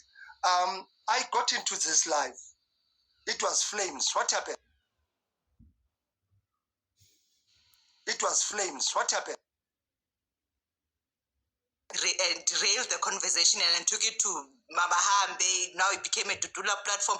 It was just not habitable. Yeah, but okay. So that is why, for me personally, I'm saying I've been scouting TikTok. I'm glad that there's a place where we can deliberate on African matters. So it's okay if you don't have a vision for that. It's okay. We're not going to force you to join our mantra. This is our mantra. It is not yours. The same way when you're Muslim, you remain Muslim. You don't go to Christian platforms to try and convert them into Islam. You understand? It's okay if you don't know, my guys. It's okay if you don't have an idea. It's okay if you don't see the vision. We do. And we want to talk about that. Please respect us that much, at least. We want to talk about that. Yeah. So thank you guys. Thank you. I'm gonna leave now, but I'll be in the comment section. I thought there was a time where you wanted to bring other people up. I can just be in the comment section. That's fine. Okay. You know, I want to say this is something that proud African ladies. Sorry, Mr. Lois. Sorry, Mr. Lois. Yeah. Sorry, Mr. Lois. Yes, sir. Just give me 1 second. Proud in Africa. You say you're from where? I said I'm from Zambia. I live in Zambia. Okay. Please, can you DM me, please? Okay. Let me get to doing that. Just follow and I also want to share the same sentiments as Love said, because I've also really been on other platforms and they're really distasteful, and I'm glad that I found this platform where we are speaking in one voice, and when someone comes and says something that's not aligning with us, I'm really glad that we are just removing that person from the conversation, and then we carry on. Because I really don't believe in this sentiment of saying, oh, let us hear what you have to say. Even in my personal life, I don't do that. When I sit in a group of people that have different sentiments from a United Africa, I just leave. Because I think, they already say, bad company corrupts good morals. So I'm thinking, why do you want to start telling me about the division of this continent when we are seeing what it has already done? I don't understand why that is still a conversation. Okay, please, if you DM me, just let me know. Yeah, it is on pause. I said to those people, you are in a wrong platform. You are in a wrong platform. We here in this. I said it time and again. So okay, no problem. I will take it as soon as I'm done. Yeah. I said to them, you are on a wrong platform. We talk about here African unity, and we deliberate. We invite people from different countries. Like now we have our sister from Namibia. We normally have Zambia. Pardon me. We normally have people from Namibia, Kenya, Zimbabwe, Liberia, the Sahel states, Ghana. We deliberate. Jamaica. They come here. We talk about this. And you come here, you want to spew negative and want us to entertain you. We are not here for that. And if you can look now, since some of them are gone, you look at the numbers in the comment section, there were about 100 when Dudula was here, because they follow each other and they make sure they entertain each other. And I can bet you there is money behind their doing and dealing. And we need to just stand and say no. There's something that Proud African said that I stand for. He said, these people are dining on the table. Let's build ours. It reminds me of Tyler Perry when he was talking against Hollywood. He said, the doors were closed for us as melamine people to get into that table. I built my table for our people to sit on it. That's what Tyler Perry said. Now, these guys, they're doing by all means, as we are divided, they make sure we must stay fragmented and we must stay. And there's something that our proud African said. You know what? I want to speak to the conscience of the people of South Africa.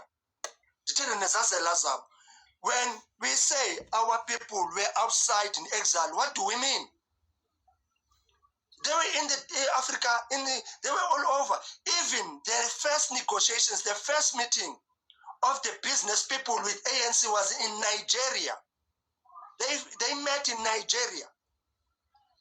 Read your history. They were in exile. They were given, even for them to fly out, they had to get maybe passports in Zimbabwe. They were outside. They were exiles. They were fighting the apartheid outside this country. You know, that's why I said we need to wake up and smell the coffee and understand it's not all about South Africa. South Africa is just a country in the bottom. It's part of the 54. It's part of the 54. We're not saying they must unite in South Africa. We say they must unite as Africa, not as South Africa. You know, that's what we need to get to know. You know, on that, I don't know whether I must start on top Africa. Let me get Pachangu. Pachangu, how are you, sir? Good morning, good afternoon, how are you? I'm fine, and you, sir? You can have your mic. Then I am the mass or massive, I don't know, master or something like that. He will be next to you next. Then Mhaba. Then Hoitze. But it's gonna be Pachangu. Then I'm the master, and then the one next to Chris. The platform is yours, Pachangu. Thank you so much appreciated, and greetings, revolutionary greetings to people of Africa. I'm not sure wherever you are, but we are the people of Africa, like what everybody is saying. I would like to start with my everyday starting point. I always start with the point of gradual integration, looking at the broader picture of uniting Africa, but gradually integrating regions by regions, because we have got many things in common region by region, and eventually we put Africa together. So there are a lot of things that the African Union and the African Union had spoke about. There were a lot of there are already a lot of existing platforms, a lot of institutions that are existing that were designed or formed to unite Africa. And I think at this point in time, what we need to do is, as young people, try and build ourselves through these platforms, make big, movements from different regions. For when we call South Africa, for me, I'm just saying it's a region, like a movement in South Africa, a movement in Mozambique, in Zimbabwe, Zambia, have a collective ideology, have a collective vision, and pursue the ideals and ideas of African Union and the existing institutions that we know. For example, we have got COMESA, and if you probably ask people, no one will tell you about what is it, and people don't even know, but it is there on paper and doesn't exist in practice. That forms part of what we all want in African Union, because the pillars of that union should be managed to simplify. Sorry. Sorry. Okay, so that the pillars of this union should be money, because this world now is run by money. America is always bullying Africa and other countries on the basis of its financial muscle. So everything that we see happening that we don't like, that is being done by whoever in this world, if you look at it closely, it's about when you have more money, then you bully people around. So I think the essence of African unity should be on how to eradicate poverty in Africa, how to make Africa rich, how to make every African individual rich, or how to make them afford food, just like what happens in the first world countries, so that we don't create this scenario of having Africa being dependent, being a perennial recipient of donations. So in terms of the solutions, that's why I'm talking about the existing platforms, that we already have a lot of existing platforms in as far as the African Union is concerned, in as far as Eastern Africa is concerned, Central Africa is concerned, West Africa is concerned, SADC, Southern Africa is concerned. So region by region, if we make and form groups of young people that will push for the political will, because some of the reasons why, for example, there's this sister who was talking about one currency. I can tell you there is a RAND, what they call the RAND Monetary Union. Of course, I've got problems with it, but we just take it as an example. If South Africa is using a RAND to trade with Namibia, then they bring in Botswana there to trade also with the same RAND. Why are we not able to bring in Zimbabwe and Zambia and Malawi? Why are we not able to do that? Then I will speak for Zimbabwe, that the leaders in Zimbabwe, I think that was 2008, there was a government of national unity there. So there was a lot of proposal from the opposition that was part of the government to join the RAND Monetary Union. And it was also resisted by the powerful people in that government of national unity, because they didn't want to be subjected to the rules, to the laws that were governing the RAND Monetary Union, obviously for the purposes of wanting to pursue corruption and all that. So as young people, we need to rise, and the way we are rising, the way we are talking about these things, the way we are integrating using social media, taking people from the far west of Africa, far east, central, having a union of a table of discussion here. We need to convert this into a practical thing where we pursue the institutions that are already in existing, kick out institutions that are ceremonial, that are not working, bring in institutions that can work, that can match with the current situations or challenges that we are facing, but starting from all our, I think, 4 or 6 regions that we have in Africa. To conclude, I would like to talk about, I've said it many times, when I was growing up in Zimbabwe, we used to have a book called Atlas. So that Atlas, it was more like a geographical book. Then it could show you the African map, the demarcations, and what those countries are producing. So you would see Zimbabwe was the representative of food and security. Food security, I should say that, back then. And I can remember very well, I think Botswana or Namibia were doing a lot of beef farming and all that.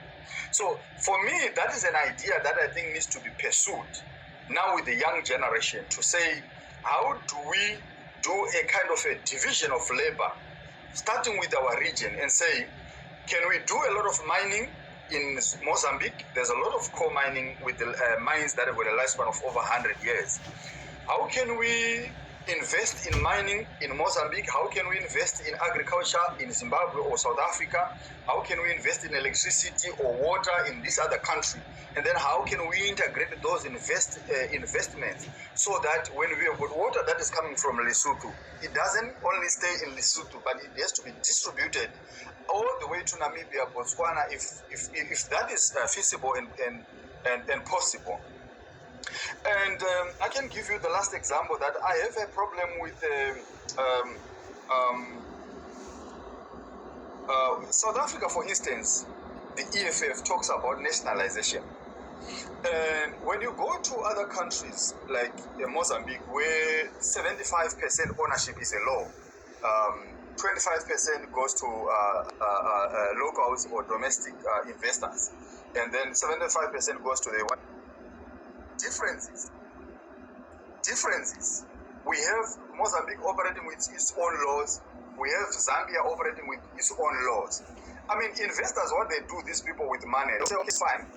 If I want to mine in Mozambique, I'll have 75% ownership. And if I want to mine in Zimbabwe, I will have 49% ownership. So obviously, what is it that they do? They will go and mine in Mozambique. And as a result, Mozambique will kind of show some signs of, development, employment increasing, and those kind of things, because the conditions there of investment are not the same on the other side. It creates an inequality. So collectively, from the region perspective, if our people, our leaders, if there is a political will, and if the young people pushes for our politicians to sit down and say, you cannot say in Zimbabwe an investor should cede 49% of the investment to the locals, and then you say in Mozambique an investor can only cede 20% to the local investment. It doesn't work like that. So those are some of the problems that would make it difficult for us to realize one Africa. As I said, one Africa, the concept should mainly about making money. We have to be rich, converting our wealthy, our minerals, converting them into real money that our people can use every day. So the same would then apply to education. Someone was talking about language barrier.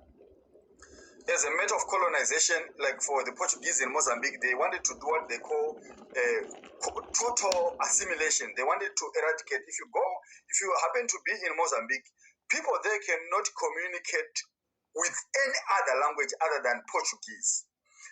It's not like, when we go to Zimbabwe, you can see a lot of people speaking Shona. Maybe when you go to South Africa, people speak a lot of Zulu, a lot of Xhosa, something like that. In Mozambique, there are more than 27 different languages, and people cannot even meet, and those languages are not even standardized. So what it means is you speak your own language from your own corner. Otherwise, if you move 100 kilometers away from where you stay, you then have to speak a colonial language. That's a problem. That is also pushing this thing of African Union very far. So bringing one language, that is education. So the investment in education, a collective effort in terms of our education is also important, starting from region to region, because what you see is border Mozambique and border Zimbabwe, people are speaking one language. Border Zimbabwe, South Africa, people are speaking one language. All the way here. Yes. So I'd like to conclude, so it's a lot of that spoke there, but I would like to conclude of this platform to say, young people, let us try and increase and put more effort to speak out, to form groupings that have got the same ideas. Like what you've seen in South Africa with the Operation What, they are forming whatever that because they believe in those ideas. So let's not sit back. Let's form groupings, movements with the same ideas across our regions. Let's identify ourselves. Let's know each other. Let's push this agenda of one Africa from different angles. But how do we start? Let's start with the existing platforms, like what I've said in SADC trade free area. It doesn't exist. It exists on paper. In practice, there is no free trade. COMESA exists on paper. In practice, it doesn't exist. Let's not make education poor in Malawi and better in South Africa. And then so that we won't have an influx of people coming from Malawi coming to South Africa pursuing education. We have to push for equal education everywhere. To the most remote part of Africa, there should be equal education so that our people stays there, develop those places and so forth. I thank you.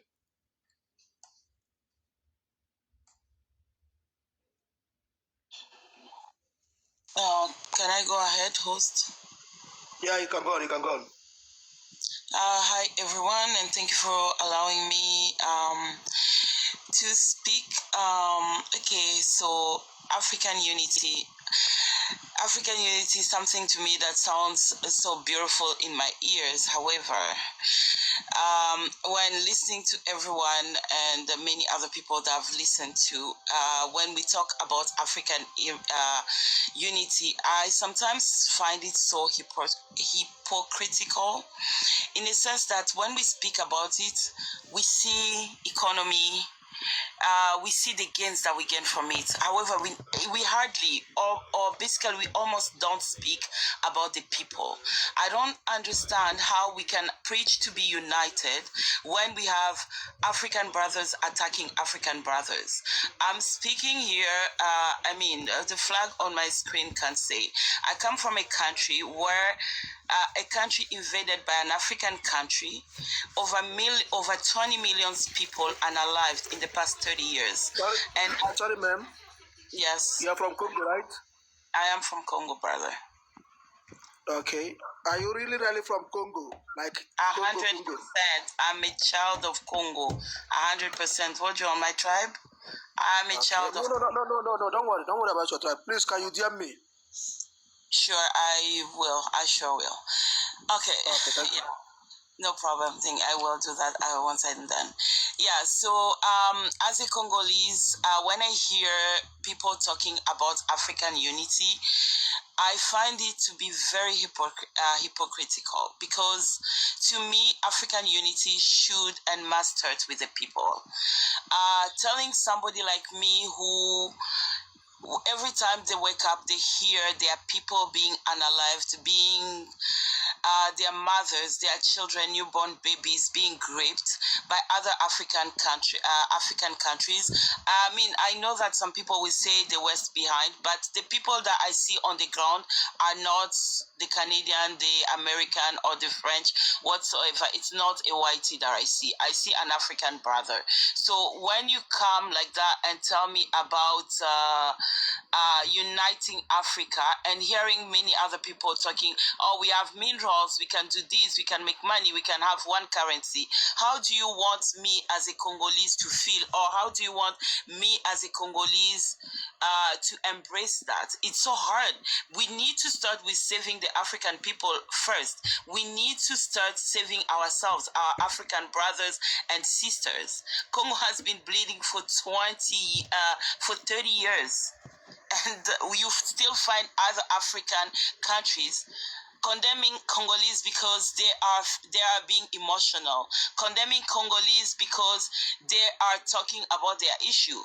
No, I personally, I totally disagree. I might sound awkward because people want to preach it.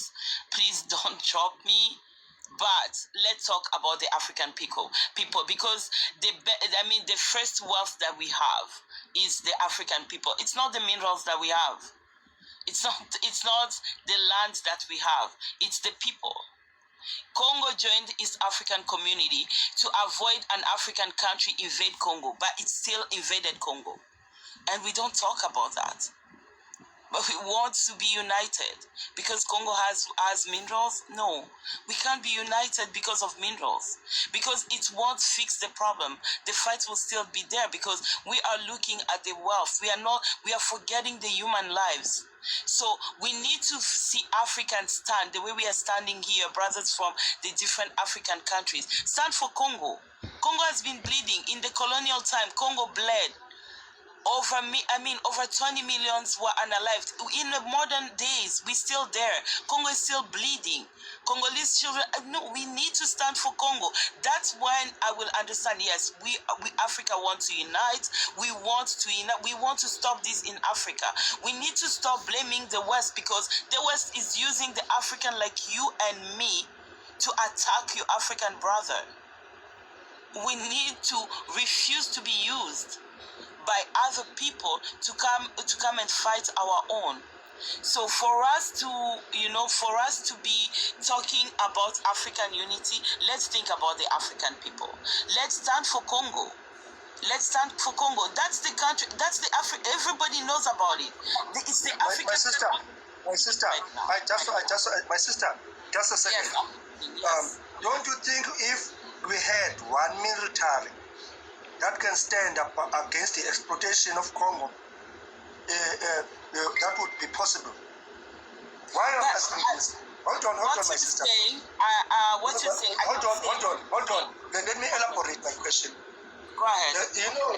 You know why Zimbabwe is always labeled as a failure? Zimbabwe didn't fail. We failed Zimbabwe because we didn't stand with Zimbabwe. Do you know why the Sahel states are standing? It's because once you say you want to attack Sahel states, Africa rose. The problem now, as you say, we are fragmented. Even if you can try to stand with against superpowers who are plundering Congo, if you can try, we are fragmented. We don't have. We are not united to stand for it. We do. We feel everything. We bleed. We angry. I don't know how to put plundering the richest part of Africa, Congo, and they are doing it. And also our leaders keep on surrendering Congo in the hands of the looters and of the exploiters. And also, if there is instability, our brother is weaponized against another brother, which is wrong. But my question is, don't you think if Africa can be united, like Sahel states, they can stand for each other, can be united, you know, not these people I keep on saying they are peacekeeping forces, but they are protecting their interests in Congo. What I'm trying to say is, if we as Africa have one army, no imperial power was going to stand against us and say no to the exploitation of Congo, no to the plundering of Congo. And I'm telling you, everybody who's here feels what is happening in Congo. We had another brother from Congo who explained when this deal that was signed with America in Congo, what does it mean? And we stand with you. I'm telling you, I'm a South African. We feel your pain. And we would love. And that's the thing that we must also make it loud. Peace in Congo, because people are suffering. Can I go ahead, please? Yes, ma'am. Just before I proceed, I just need everybody's solidarity. If we can draw... Hold on, ma'am. There is a guy who was here. Let's just hear him a little bit. Mahaba. Is it Mahaba? Yes, Mahaba. Go on, sir. Thank you very much. I think in the interest of African unity, we really need what you are proposing to have a united army, like what the other nations are doing. Look at the North Atlantic Treaty Organization, NATO. It's not even one continent, but you have the United States across the Atlantic Ocean coming together with the European countries to form a very strong military alliance, and they are even propping up now.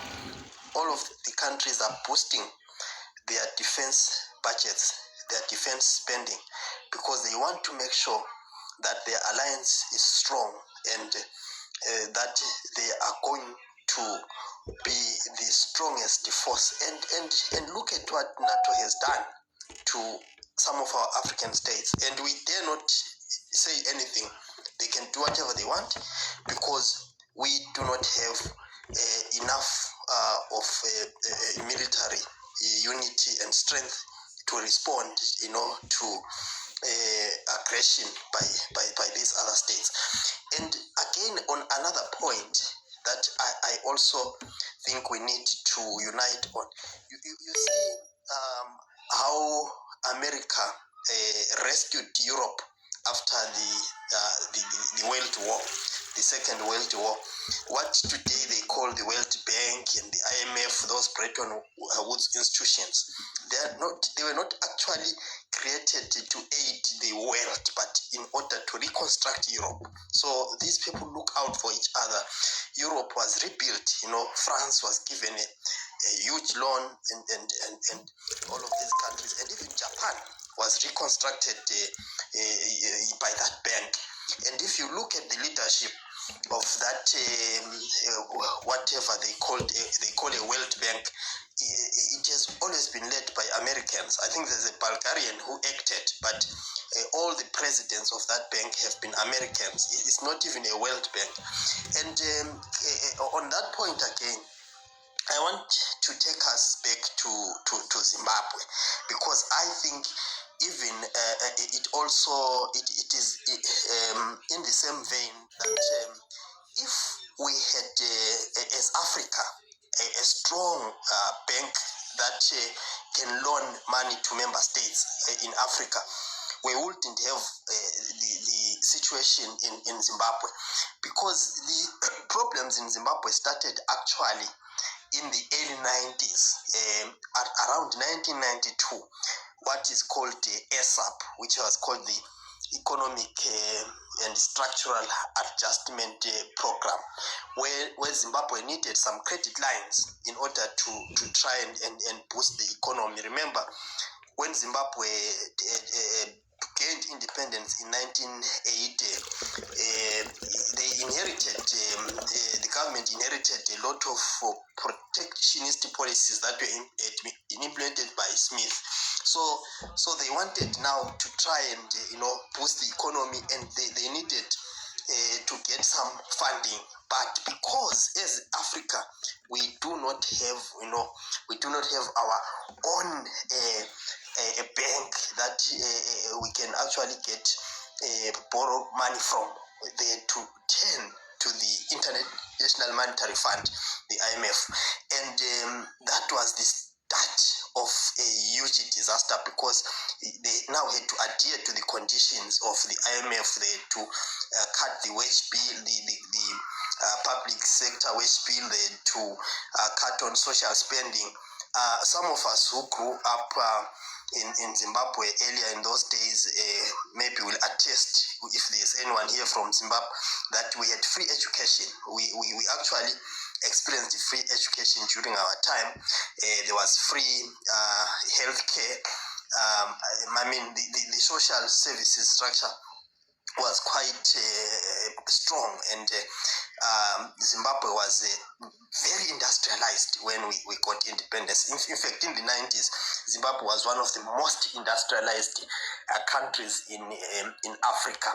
But because, the problem, again, the economy was largely based on agricultural exports, and we needed now to get foreign currency from those exports, which is also, I think, what Africa needs to look at, because we so much rely on exporting our raw minerals, our raw agricultural products, and then there's no beneficiation and value addition to our minerals, and then we just ship them like that, and those people, they now process them, and they create huge industries out of our minerals, and our people perish trying to swim across the Mediterranean to work on industries that are actually driven by raw minerals that they take out of Africa.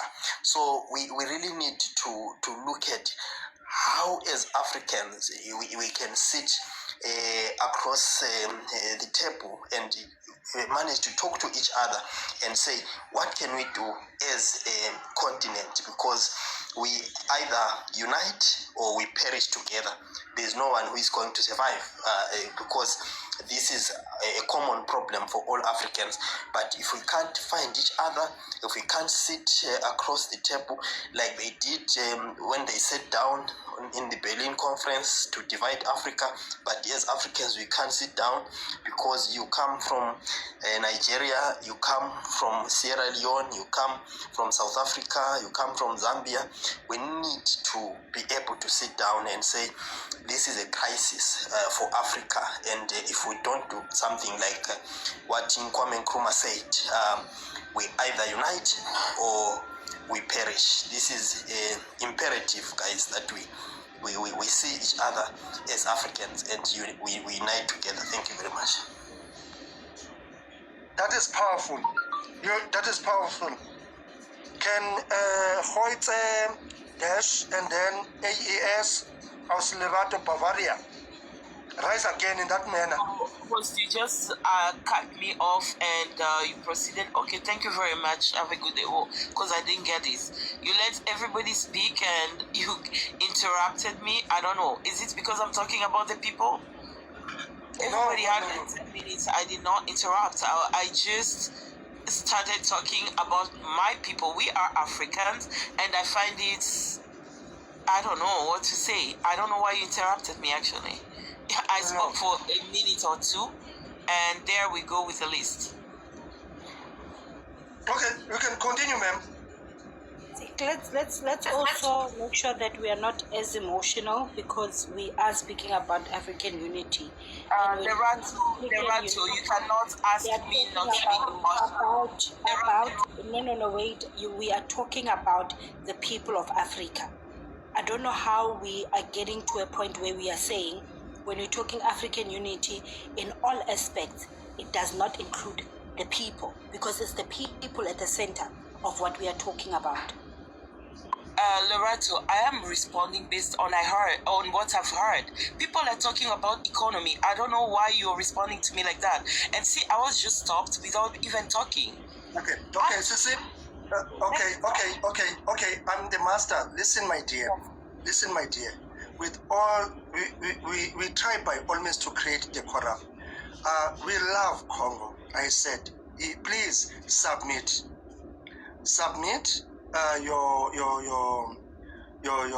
your thing, and then land. We don't have anything. When we talk about unity of Africa, we don't talk about something that will happen in the space. We talk about people united and be able to stand and support and fight for each other. That's my belief. Now you can submit, my sister, without anything. It's your time to speak now. Okay, I hope I will not be interrupted. Thank you very much for letting me speak again. And before we proceed, I will just ask in solidarity if we can drop candles on the comments for the people of Congo, candles and the flag for the people of Congo, please. I know that I may sound emotional, but I can't do otherwise. We can't talk of African unity and you ask people not to be emotional. We are talking about human lives. You can't tell me that I'm being emotional. I'm talking about my people. So it's standing here and telling me you can't be emotional because we are talking about African unity. How do you want that unity to come when such a sentence is coming from an African sister? How do you expect me to be united? How do you expect me to think about you? How do you expect me? When we talk about the Congolese mineral, yes, everybody is there. But when we talk about the Congolese lives, we are emotional. Yes, I have the right to be emotional. It's my mothers who are being unalived, my babies who are being raped. Yes, I have the right to be emotional. And you need to stop telling Congolese people not to be emotional. They have their whole right to be emotional.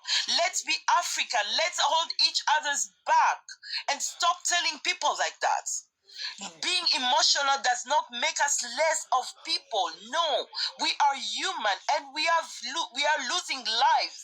We are not losing money. We don't care about the mineral. Go sell it wherever they want. How many Congolese people are benefiting from those minerals? 30 years we've been unalived. 30 years we are being raped. How many of those people have benefited from those minerals that we're talking about? Are those minerals worse than the lives that we are losing? That's the Congo of tomorrow. What will Congo be tomorrow without these children that are being raped? Without these children who are becoming mothers today? What will be Congo tomorrow? We call Congo the heart of Africa, but we can't stand for Congo because the Congolese person is emotional. How can you not understand them to be emotional? What will our next future generation be when they are unaliving our children? What will the future generation be when we have people, we have children who have been raped? What do you think the next generation will be if it's not a generation of bandits? If we don't fight for those children, what do you expect for the tomorrow's Africa if you can't fight for the children of Congo? Go get the Congolese mineral. We don't care about the mineral. We care about our people. We care about our children because they are our tomorrow. tomorrow. But if we can't stand for them, we're just looking at the minerals that none of us on this panel benefit from. Even myself, who's from Congo, I do not even benefit from, but I care about the minerals, but don't care about the boys who are being raped, the 13-year-old child who's becoming a mother who does not know what will be her tomorrow. She's motherless and she's only a child, but today she's a mother. What do you think about her mental health tomorrow? And you're calling us to be emotional? Are you serious? It's 30 years. 30 years, 20 million deaths. You know, 20 million, it's more than the population of so many countries. It's a whole country that has been unalived. But you're calling Congolese people to be emotional. I'm so sorry. Like, it's so hard. We can't talk how do you want me to hold your hand and say, let's unite as African. Let's have African unity. When you can't even, be compassionate for what I am going through as your African sister. When you can't sympathize with me as your African sister, you're asking me, let's be together so that we can make money. Is it only money? What's underneath? What makes the money? Is it not the people? If you can't save the people, why are you going to save the money? Why? Africa, let's be united. Let's stand for Congo. Let's stand for Congo. It's easy. Everybody says, yeah, I do this for Congo. I do this for Congo. Yes, I do this for Congo. But once they hear a Congolese shed tears, they hear a Congolese become emotional, they blame that Congolese. But yet they tell you, I do stand for Congo.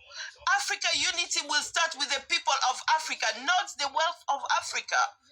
It will not. That's why sometimes I say, but what do these Pan-African, some people make Pan-Africanism sounds like a scam, because you can't talk of unity and forget the people. We talk about having an army. Right now, Congo is going through that. So you cannot tell me, let's do this and bring all those rules, programs you're bringing. Right now, as we speak, a child is being raped. A mother is being buried alive. A father is being unalived in front of his children. And you're telling me not to be emotional? And you're telling us not to talk about the people because we're talking about African unity? We're not talking about the banters that people do in countries. We are talking about innocent people who did not ask to be on this earth, who are being unalived just because they are Congolese, for minerals that they have never seen, they have never benefited from, but they are the ones losing their lives. They are the only ones losing their lives. That child could have been your child. That child could have been my child. So we need to unite by helping Congo, holding Congo's hand, holding Congo's back, and not blaming Congo. Congolese have the whole right to be emotional. You can't be talking about your people and not be emotional when you know they are being unalived. You can't do that. You cannot. We have African here praising Kagame, who is backing M23. They are African. Congo joined East African community so that it couldn't be invaded, but rather still puts its hands in Congo. We are talking of African unity. Are we talking of African unity? Let's start with the people. And that will be the better Africa that we want. Because these children who are suffering today will be your leaders tomorrow. And do you know what type of leaders will you have? Leaders who will be mentally disturbed because they've been raped, they've been sodomized. Those are the leaders you will have tomorrow. If you don't take care of them today, they will lead you as bandits tomorrow. And will you blame them? You didn't take care of them when this was happening to them. You didn't take care of them. So we need to take care of these children so that tomorrow we have better leaders. We cannot look for a better Africa when we cannot take care of our African children. They will lead you tomorrow. They will lead you tomorrow and they will repeat exactly what they went through. The grapes that they went through, they will repeat it. These boys who are sodomized, they will repeat it tomorrow. And will you blame them? No, you can't blame them because you didn't take care of them. That's the Africa we need. We need to think about the people. We need to think about the people. And my sister, next time, please do not blame a Congolese person for being emotional. personal. I'm telling you, we went through that in during our forefathers' time, during colonial time. Congolese were unalived in millions. There is no country. Today we're talking about genocide everywhere. Which country has seen the genocide that Congo has seen? Do you guys talk about the Genocost in Congo? Nobody talks about the Congolese Genocost. Nobody knows the dates for the Congolese Genocost because people don't talk about it. If we don't talk about it, who will do it? Who will do it? You want a united Africa? Think about Congo. Think about Congo. You want a united Africa? Advocate about what is happening in Congo. Advocate about what is happening in Congo. Thank you very much. I'll drop here. Thank you, Sister. Point of correction, my sister. We are here, and the reason why we always accept people from different countries is for us to know the plights of other people. Nobody, look at Congo as down. That's why I said myself personally, we appreciate when I even said, I'll be glad if we can have someone here from Togo, because we want to hear firsthand what is happening. We invite people from all over Africa so that we can hear. I'm telling you, nobody in this platform looks at even Sis Lerato looks at what you call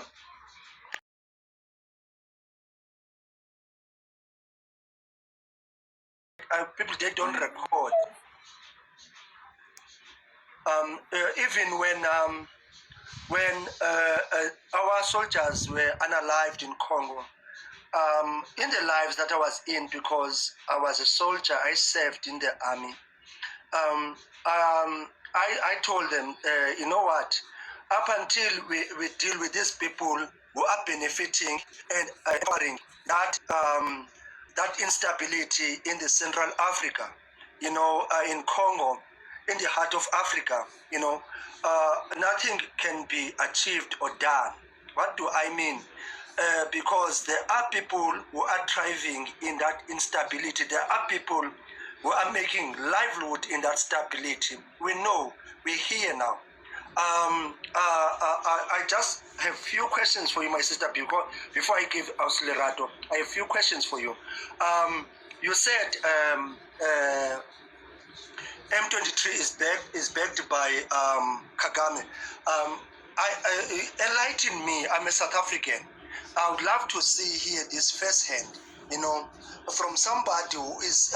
Are you first? Sorry, I'm the master. Are you based in Congo?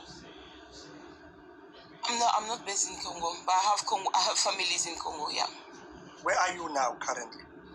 No, I will not disclose where I am on the... Okay, no, never mind, but you are not in Congo. Are you in Europe, in one of the Western countries, or are you somewhere in Africa? I'm in the Western countries. Okay, sis. Now, I picked up in one of the things that you said. The reason why I'm asking, I'm sure you have a pulse of what is happening in Congo, and also I want you to break it down to us as you are telling, as a kind of garden child, because we hear on the news. News can be manipulated to favor the other or the other. If we appeared as if we don't care about Congo, we do. And another thing I want to say to you, my sister, I want to say to you eloquently, is that the unity of Africa is a solution to what Africa is facing. What do I mean? When we have an army that can stand against the imperialists who are plundering Congo, because don't hear us. The reason why they create that instability there is unaliving the people who are finance and do this is because, when you hear us, we say it's because of the minerals. That is reality, because they don't want to plunder people. They want to plunder what is in Congo, the minerals.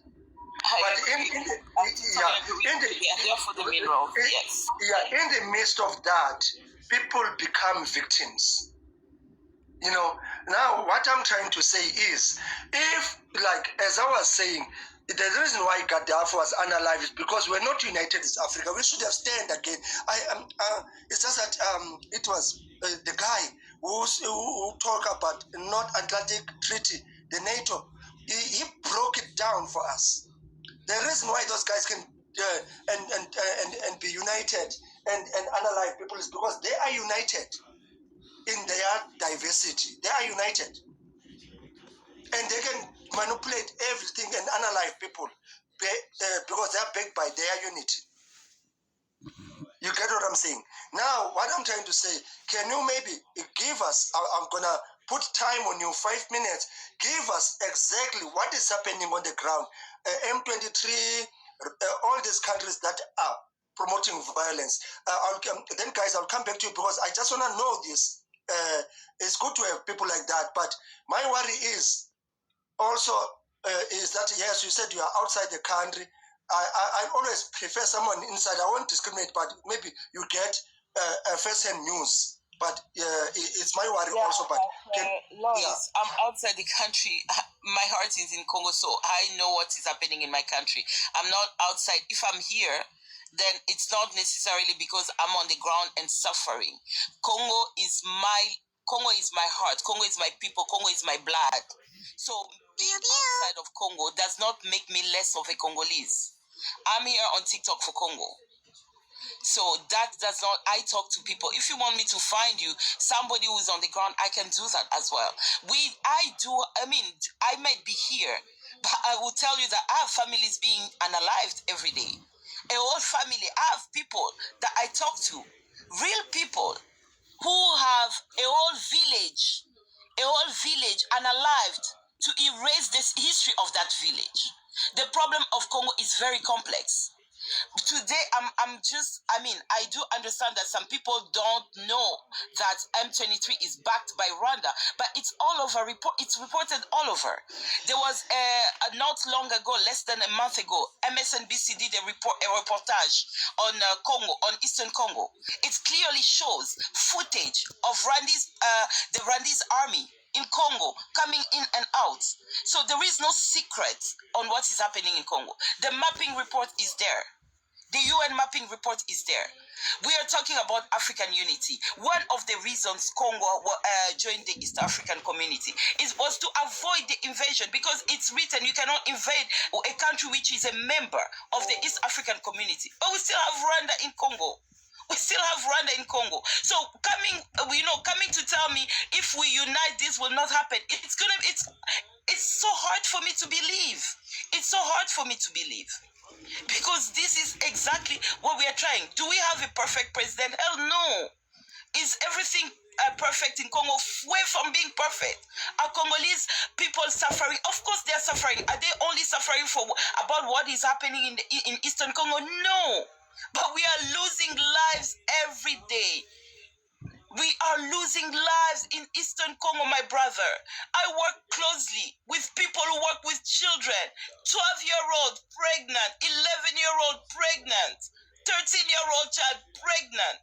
How do we feel about that? These are children, our children holding children. They don't even know what they're doing, but these are children holding children. The Congolese government has failed Congolese. I do agree with that. I'm not standing here to praise the government. However, it's not because of that another country, another African country, has the right to come and invade us. Before we tackle our internal problem, we need to take this enemy out, because this is an enemy. It's an enemy. You can't tell me to call a Rwandese my brother. I will be hypocrite to tell you, yes, a Rwandese is my brother. I will be hypocrite to tell you that. I'm not here to make people to hear what they want to hear. I'm being real. This is my country. I come from Kisangani. Do you know what happened in Kisangani in 98? Uganda and Rwanda fought in the city. My people were unalived. Today we have lame people, handicapped people in Kisangani because of two countries coming to fight in a foreign country. Who has seen that in their country? Who has seen that in their country? The 6 days war in Congo. The 6 Days War. These were not Congolese fighting. Ugandans and Rwandans fighting in Congo and unaliving Congolese people. Guys, Congolese are not just emotional because they want to earn pity from people. These are real lives. I'm telling you, Kisangani is my hometown. I have families. I may not be from Eastern Congo, but I'm from Kisangani as well. Congolese people are tired. We are tired. You know, when you hear Congolese say, let's just sign that deal with the US. Do you think it's because they all love it? They want peace. Congolese people want peace. We are tired of losing people. We are tired. My sister, I'm the master. Let me ask you something. Tell me which country that America intervene that has peace. Yeah, just tell me one. Please, we are not. Yes, sir. I want to answer a question. Who put the conflict in Congo? Which country put the conflict in Congo? Rwanda and Uganda. Rwanda. Yes, my brother, you said I will text you, right? I will text you. You know, sometimes I will text you and I want you to read the accord. If maybe you've seen it or you've not seen, and read the accord that Rwanda gave Kabila the father when they helped him come in Congo.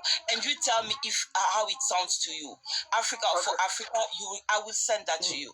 You know, it's who are the ones supplying the weapons for them? Exactly. I did say it here. The West may be behind Rwanda, but the people I see unaliving, raping in, I said this in the beginning, the people that I see, you know, when you go and see an illiterated Congolese who's being unalived, you will not tell him the American unalived you. He doesn't see the American unaliving them.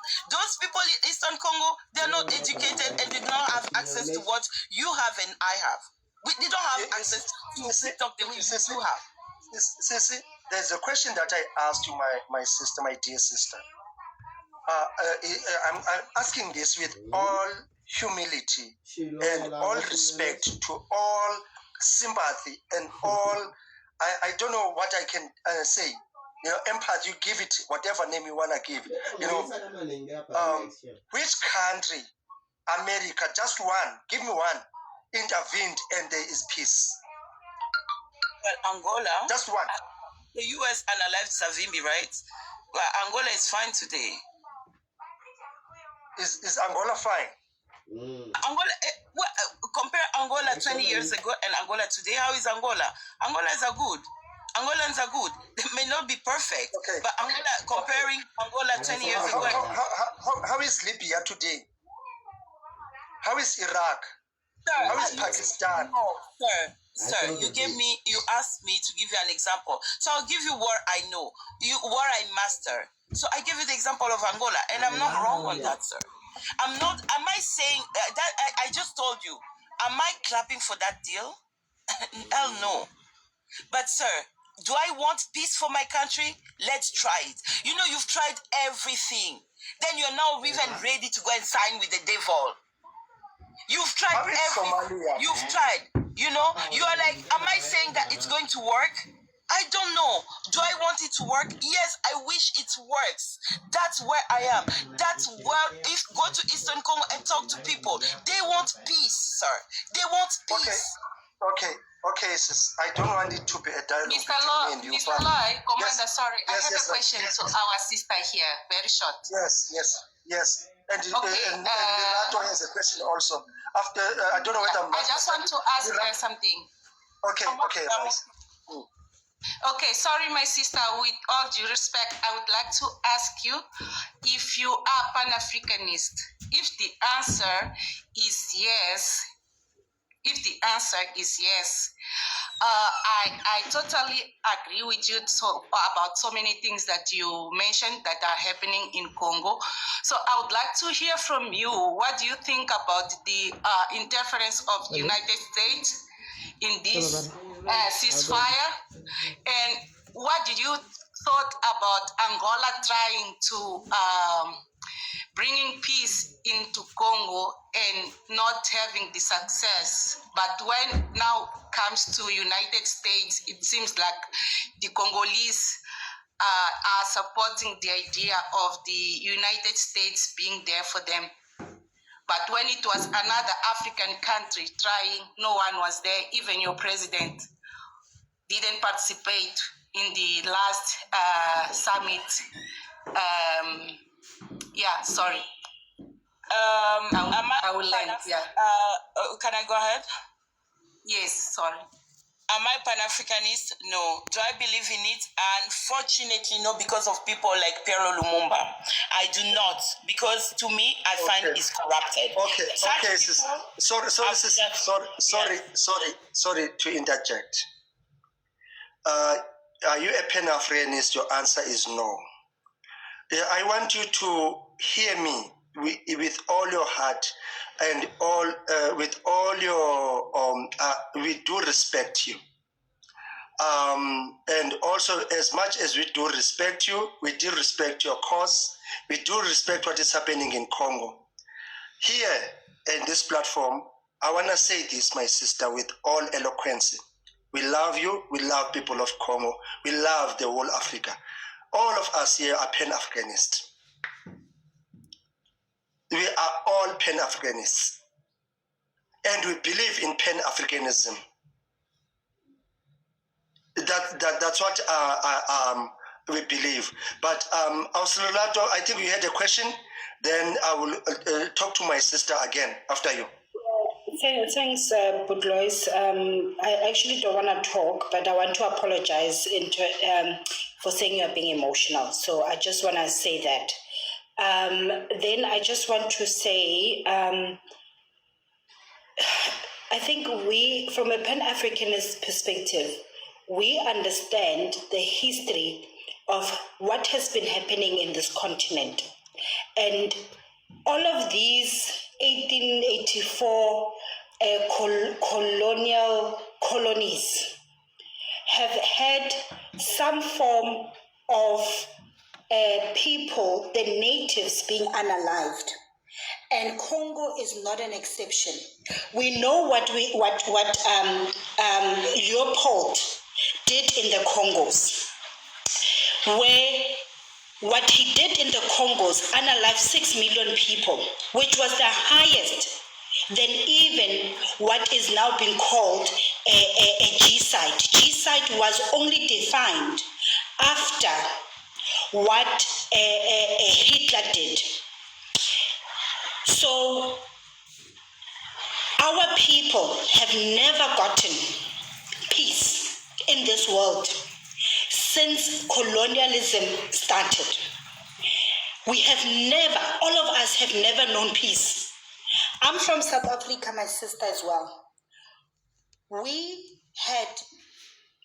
were under Europe, and then we moved to apartheid. Similar thing, our people were being unalived. So the point, from a Pan-Africanism perspective, what we are saying is we need to put and see each other as human beings, as Africans. I don't know if you were here when we were making submissions. We were asked by Budlois to say, what is your understanding about what African unity means? I said it here, I said earlier. African unity means that Africans must put their Africanism first before anything else, just like what white Americans are doing, just like what Europeans are doing. Because right now in South Africa, we have seen 49 white people being taken by Americans, by Donald Trump, let me say that rather, by Donald Trump, because they promote white supremacy. And they do not care what corner of the world they come from. Because they feel like a white person is being mistreated, we will take care of our own. So Pan-Africanism starts with the humanity of Africans. We will never preach only about the economy in these lives. We have preached to say that when we're talking about Pan-Africanism, it means you put everything of yours aside that has defined you as a black person in this world. Because the only thing in this system that truly defines you is being a black person. Because they do not care, my sister, whether you are a Congolese or a Zimbabwean or a South African or an Angolian. They do not love us. And we need to unite, because if we are united, we need to stop all of these things that divide